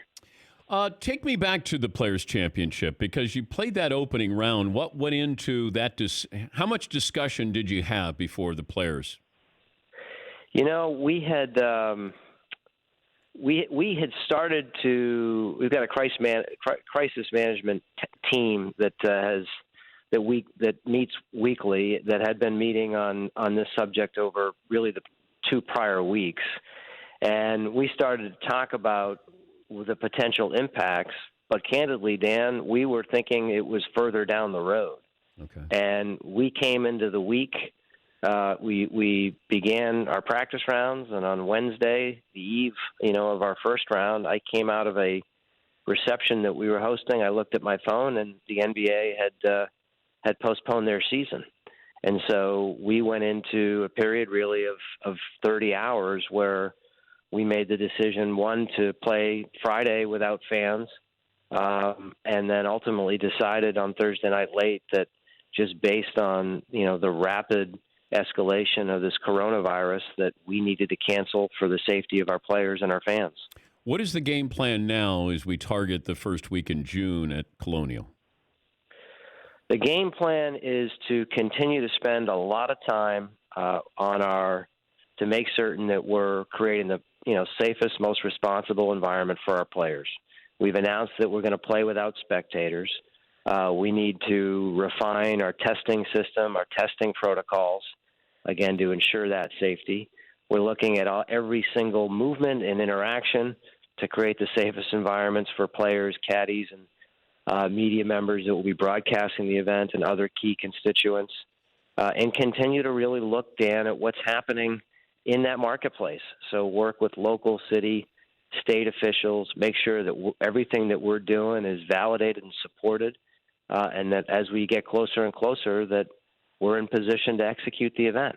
But we recognize that we're also operating in a world of uncertainty. So, looking at all the different scenarios that can play out, and how we're going to respond and handle them. But for us, we felt like, our sport does lend itself very well to social distancing. We think this is the right approach to come back. And at the same time, we felt it was important to be able to show our players and our fans what the schedule would be through the end of the year, assuming that we can get the right systems in place. How much conversation have you had with the President of the United States on this? I've actually had conversations during the week of the players as we were deciding what we were going to do right then and there. And I was fortunate, alongside a number of other leaders in our industry, to be invited to a conference call a couple weekends ago, and then to this committee that he's formed on the reemergence, revitalization of our country, a committee of sports leaders. And it's an honor to be on it. And it's also wonderful, Dan. You cover so many sports, have done so brilliantly over your career. There aren't too many times when our industry comes together to tackle and to problem solve. And that's one of the things that we're doing across leagues, across leadership, and to have the support of our government right now is incredibly helpful. What would change that time frame, June, in Texas? I think just look at what happens on the ground there. So it really depends on where we are, with cases. Well, that event is in Fort Worth in particular, and where we are with the virus in that marketplace, where we are, across the country, where we are with testing. We're going to be reliant on large-scale and rapid response testing, and we feel like we're going to be able to administer a program that will allow us to ensure, to the greatest degree possible, a safe and responsible environment. But we're going to need the support of everybody on the ground in that marketplace, and we're going to need to know that we're comfortable that for those that are on property, that we feel like we've created the safe environment that we intend to. The first thing I thought of was you have an international field. Your stars are all over the world. To get them to be coming back to the United States, I don't know how many of these players are outside of the country, and then to fly back in. What kind of hurdles are you looking at with getting everybody to be in one city at the same time? Well, to that point, we have 93 players from 28 countries, and we have been in close contact with all of our athletes since we left the Players' Championship. Right now, we believe we have 25 players that are outside the U.S. And roughly 35 caddies. So, we're going to have to make certain that we're doing everything we can, everything we can to be of help to them as they seek to come back, and continue to monitor travel restrictions, border closures, and other things that will be a consideration for them as they look to return. The beauty is that if we're able to play under this schedule, our players can't play every single week. So, we've announced a schedule that takes us through the end of this FedEx Cup season, Labor Day weekend, and all the way up through December. So we're hopeful, based on what we're hearing, that we'll be able to get our players back here and give them enough time to prepare, particularly those that are seeking to return the week of the Charles Schwab Challenge. I did say to Bubba Watson yesterday, I said, why don't you guys carry your own bags so we don't even have caddies out there? Mm-hmm. What do you think? What did Bubba say? Well, he was okay, but I think he needs help reading putts and things like that. It sounded like. Listen, I think the role that our caddies play, caddies are essential as it relates to the competitive performance of players, and we feel like we can create the right environment for the player-caddy relationship when we return.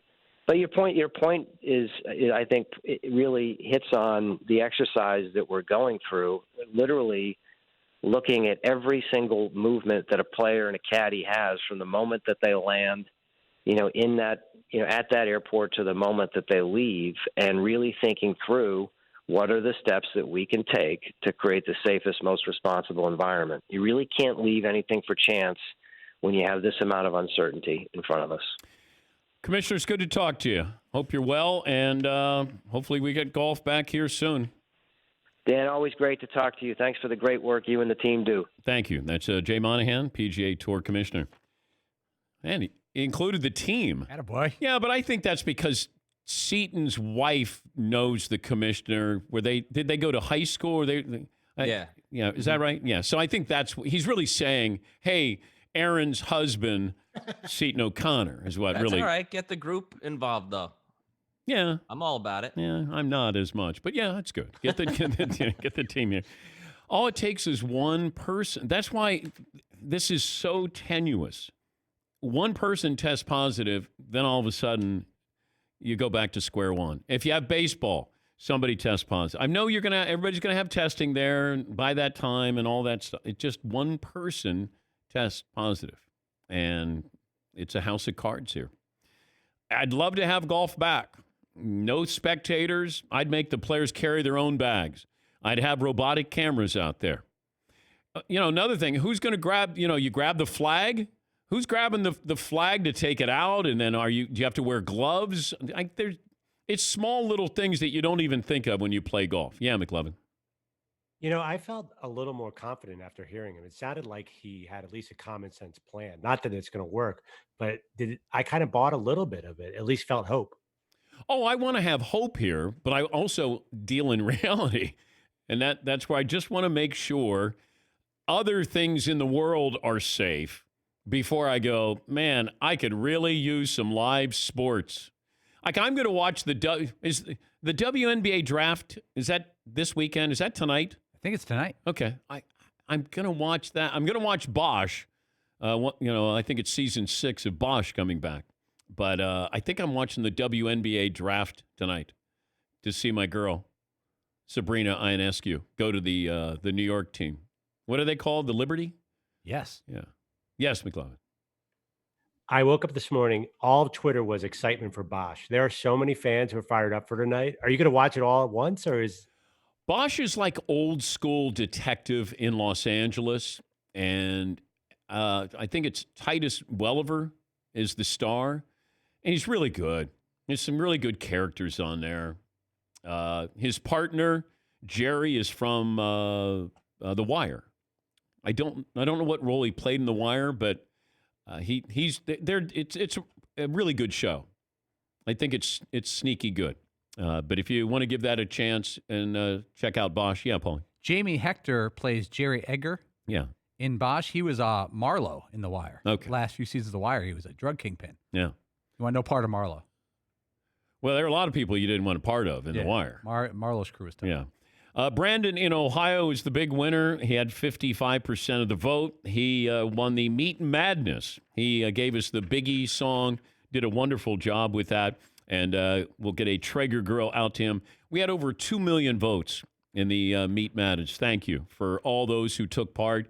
And the competition was stiff because we had 8 seeds that were taken out number 1 seeds. Really, really wonderful. And I think next year, Seaton's idea, so blame him, original songs. Maybe we have artists who come up with original songs, like singer-songwriters, the way it used to be. Yeah, Seaton. And there's no saying that the original song has to be good. I mean, some are going to be better than others, but we could take the bad ones just as well as much as we could take the good ones. Yeah, but just it's original this next time. Yeah, sometimes it's better if it's bad. Yeah. But that's next year. That's next year. I got another competition coming up. Maybe it's next week, if not a week after that I think will be very interesting for you and have that for you. Hopefully next week, if not the week after that. Meat Friday, welcome to the Traeger Hood. Buy select grills between now and April 26th. Get a grill cover, 2 bags of pellets free. Go to TraegerGrills.com/DP show or visit a participating dealer to get yours today. Let me go to Kyle in New Hampshire. Hi, Kyle. Dan, it's good to talk to you. Hi, Kyle. What's on your mind? 5'10", 210. So listen, I've been watching NBA religiously for about 30 years, so I don't have quite the resume that you do. But I am fascinated by the GOAT debate. And I got a bone to pick with you first, and then a quick bone to pick with Isaiah. All right. I'll start with you. Okay. I'll start with you. All right. All right. You made the comment that you think LeBron can score in a wider variety of ways than Jordan. And I got to tell you, man, that's just crazy talk. I'm not saying LeBron doesn't have a nice repertoire, but when it comes to shot making and the repertoire that Jordan had, I would just ask that you go back and sort of refresh your memory on YouTube, because there's plenty of material there for you to do so. Well, Mike wasn't a deep shooter. Close. Mike wasn't a deep shooter. Mike was a That's mid-range true, jumper. But there's a misconception that LeBron is a significantly better outside shooter when he's about a 34 career percent three-point shooter. Jordan shot 32 for his career. Yeah, but I'm talking about volume. I'm talking about that ability to do that. LeBron can play center and point guard. Yes, absolutely. He can play it But offensively in terms of and the wider defensively. variety of scoring moves, Dan, which was the implication, variety of ways you could put the ball in the basket. Yeah. Let's be honest about it. LeBron's primary move his whole career has been putting his head down and barreling to the lane. And there's no shame in that. It's a great move. It's effective. But in terms of variety, you got to go back and take a look at Mike on YouTube, because it's not even close. I think you're so underrating what LeBron James has done. I do. I look, Jordan is spectacular. But, his ability on offense is better than Michael's, because if I also factor in passing the ball, he's a better offensive weapon from the ability of making people better. Jordan didn't make people better unless he, was browbeating them. When you say that's fair? Making repertoire. What? I think that's fair, yeah. But Okay. if it's strictly for shot-making repertoire, it's Mike all day, and it's not even close. Well, I'll disagree, because I think that when we factor in off, and thanks for the phone call, Kyle. I could tell where Kyle was leading up to something where he was going to say something nice, and then he was going to say something that wasn't. I've been in this business long enough to know that there it is. There it is. Hey, I'm a big fan, and blah, blah, blah, blah. But I'm going to have a bone to pick with you. I just think LeBron is underrated with people, because there is a negativity attached to him. For some reason, no negativity to Michael Jordan. When's the last time somebody, had something negative to say about Mike? I'll wait. LeBron, every single game. Every single game. Nobody criticized Mike. Yes, he. To be fair, though, Michael Jordan never missed a shot. That's true. So you're right. It was tough to criticize him in those moments. You're right. You're right. Yeah, Paul. Never missed a shot in the playoffs. I heard he missed some in the regular season, just to be fair. If I just said offensive weapon, LeBron's going to be probably the all-time leading scorer. So you can't say, boy, the guy can't score. He's got one move. So a guy with one move might be the all-time leading scorer in the history of the game.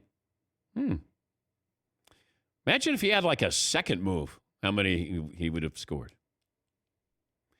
How great is LeBron on the break? Yes, McLovin. Didn't Kareem only have one move? Not to be mean. Yes. I think Kareem's underrated too. He's the most unstoppable guy in the history of basketball. He is.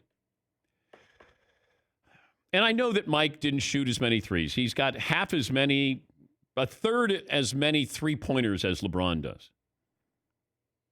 But, back then you weren't shooting threes. Now, did Michael have a better-looking shot? Yes, he did. But I think we underrate LeBron. We do. Because everything Mike did was the best that anybody's ever done, apparently. And LeBron, yeah, but he's not Mike. Yeah, but he's not Magic. Yeah, but he's not Kobe. He's not. Take a break. It's time for us to have some French dip on the Traeger Grill. Send you into the weekend after this.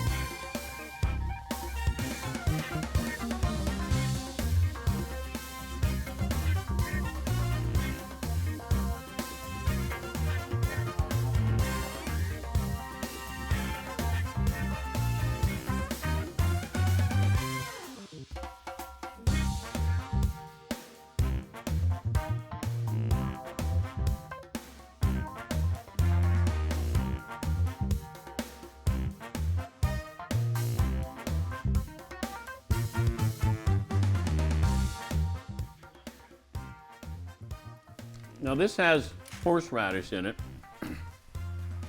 and this is the Oh God. au jus. My Lord. But I can't dip it in there twice. So. No. Want to get a plate? Yeah.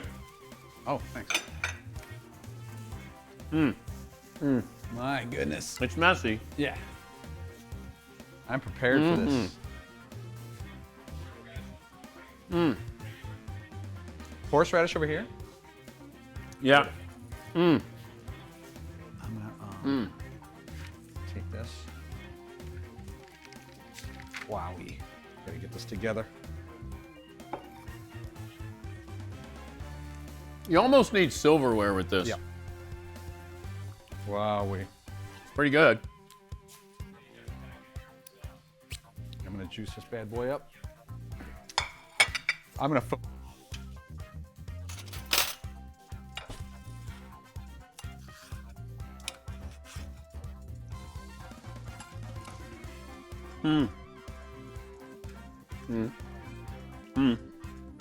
At around 12:15 it will be.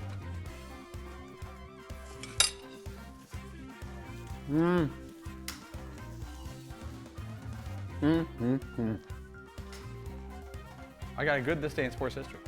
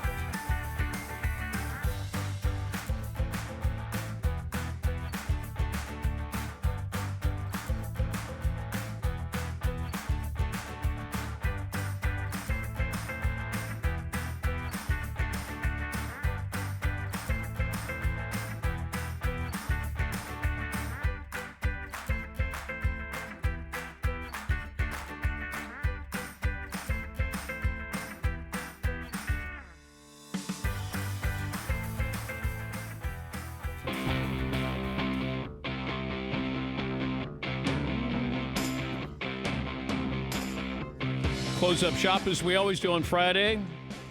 Little arcade fire. This goes out to everybody involved in the Meat Madness and everybody who voted. Thank you. Over 2 million votes.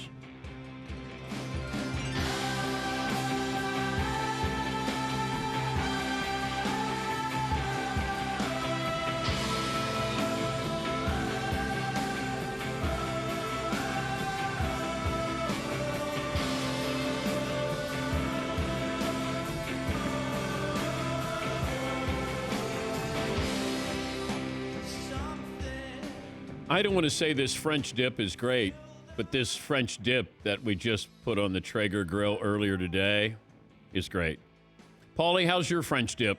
I'm actually holding on to it until I could really, get into it. Oh. Elbows on the table, a little privacy, because it's going to be a mess. What are you guys having at your houses? Todd, what are you having today for lunch? I have a salami sandwich on an onion roll waiting for me, which does not sound quite as exciting as what you guys got going on. And what about you, McLovin? Chicken soup out of a can. Okay. All right. What about you, Seaton? I'm hearing word of some type of tuna fish situation. Oh, this French dip is really good. It's really good. It's really good. Did I mention it was really good that we All made on the right. Traeger Grill? Really good. Good. It's a good way to go into the weekend. A little French dip there. This day in sports history, what do you have for me, Paul? 1945, a man named Pete Gray made his major league debut of baseball with the St. Louis Browns. One arm. Age 30. Yes, Dan. He had one arm, Pete Gray. So at age 30, he made his major league debut. As a 6-year-old in Pennsylvania, he lost his arm in a wagon accident, and he was right-handed, lost his right arm, learned how to play left-handed, tried to join the Army at one point in his life. They wouldn't let him in. He played minor league baseball, bounced around, and finally finished his career by playing half a season with the St. Louis Browns and hit .218 with one arm. And what Jordan hit? Come on. Oh, no, my bad. Too soon. No, it's my bad. All right, it's my bad. It's called a That's not callback. necessary. It's my bad. Full circle. Yeah, it's my bad. All right. I'm standing up for all the others since this is going to be Michael Jordan's month here. With the documentary. All right. Is that it? That's it. That's it for this day in sports history? Pete Gray, one arm. All right. We also had Mike Schmidt hit 4 home runs on this day. Mickey Mantle, what did he do on this day, Todd? Mickey Mantle's first game, and I was corrected by social media that he initially wore number 6, and then we know him as number 7. So technically, I guess for that, at least that first game, for a little while he was number 6. So isn't that in the Billy Crystal 61 movie? I think you're Don't right. they talk I about said that? 7 and 20, but for that particular date, it's really 6 and 20. But I also think, Pete Maravich came into the NBA, and I think he was 44 in college. He was 19. That was his number, I think, when he first got there. Then I think he might have gone 44 and then 7. But he changed his number around a little bit there. Final results of the poll question, McLovin. Okay, all I'm going to give you is the last place favorite Danette City food. Minus 4% said pork roll in New Jersey. Pork roll. Pork off. Oh, by the way, the new cartoon, the Danimations we've been doing, have to do with Fritzy's pork off. Sausage off? Sausage off. Pork off. Can't get enough of that. Yeah. Sausage off. Pork sausage off. I was gonna say that's actually become my favorite part of it because you know what's right around the corner.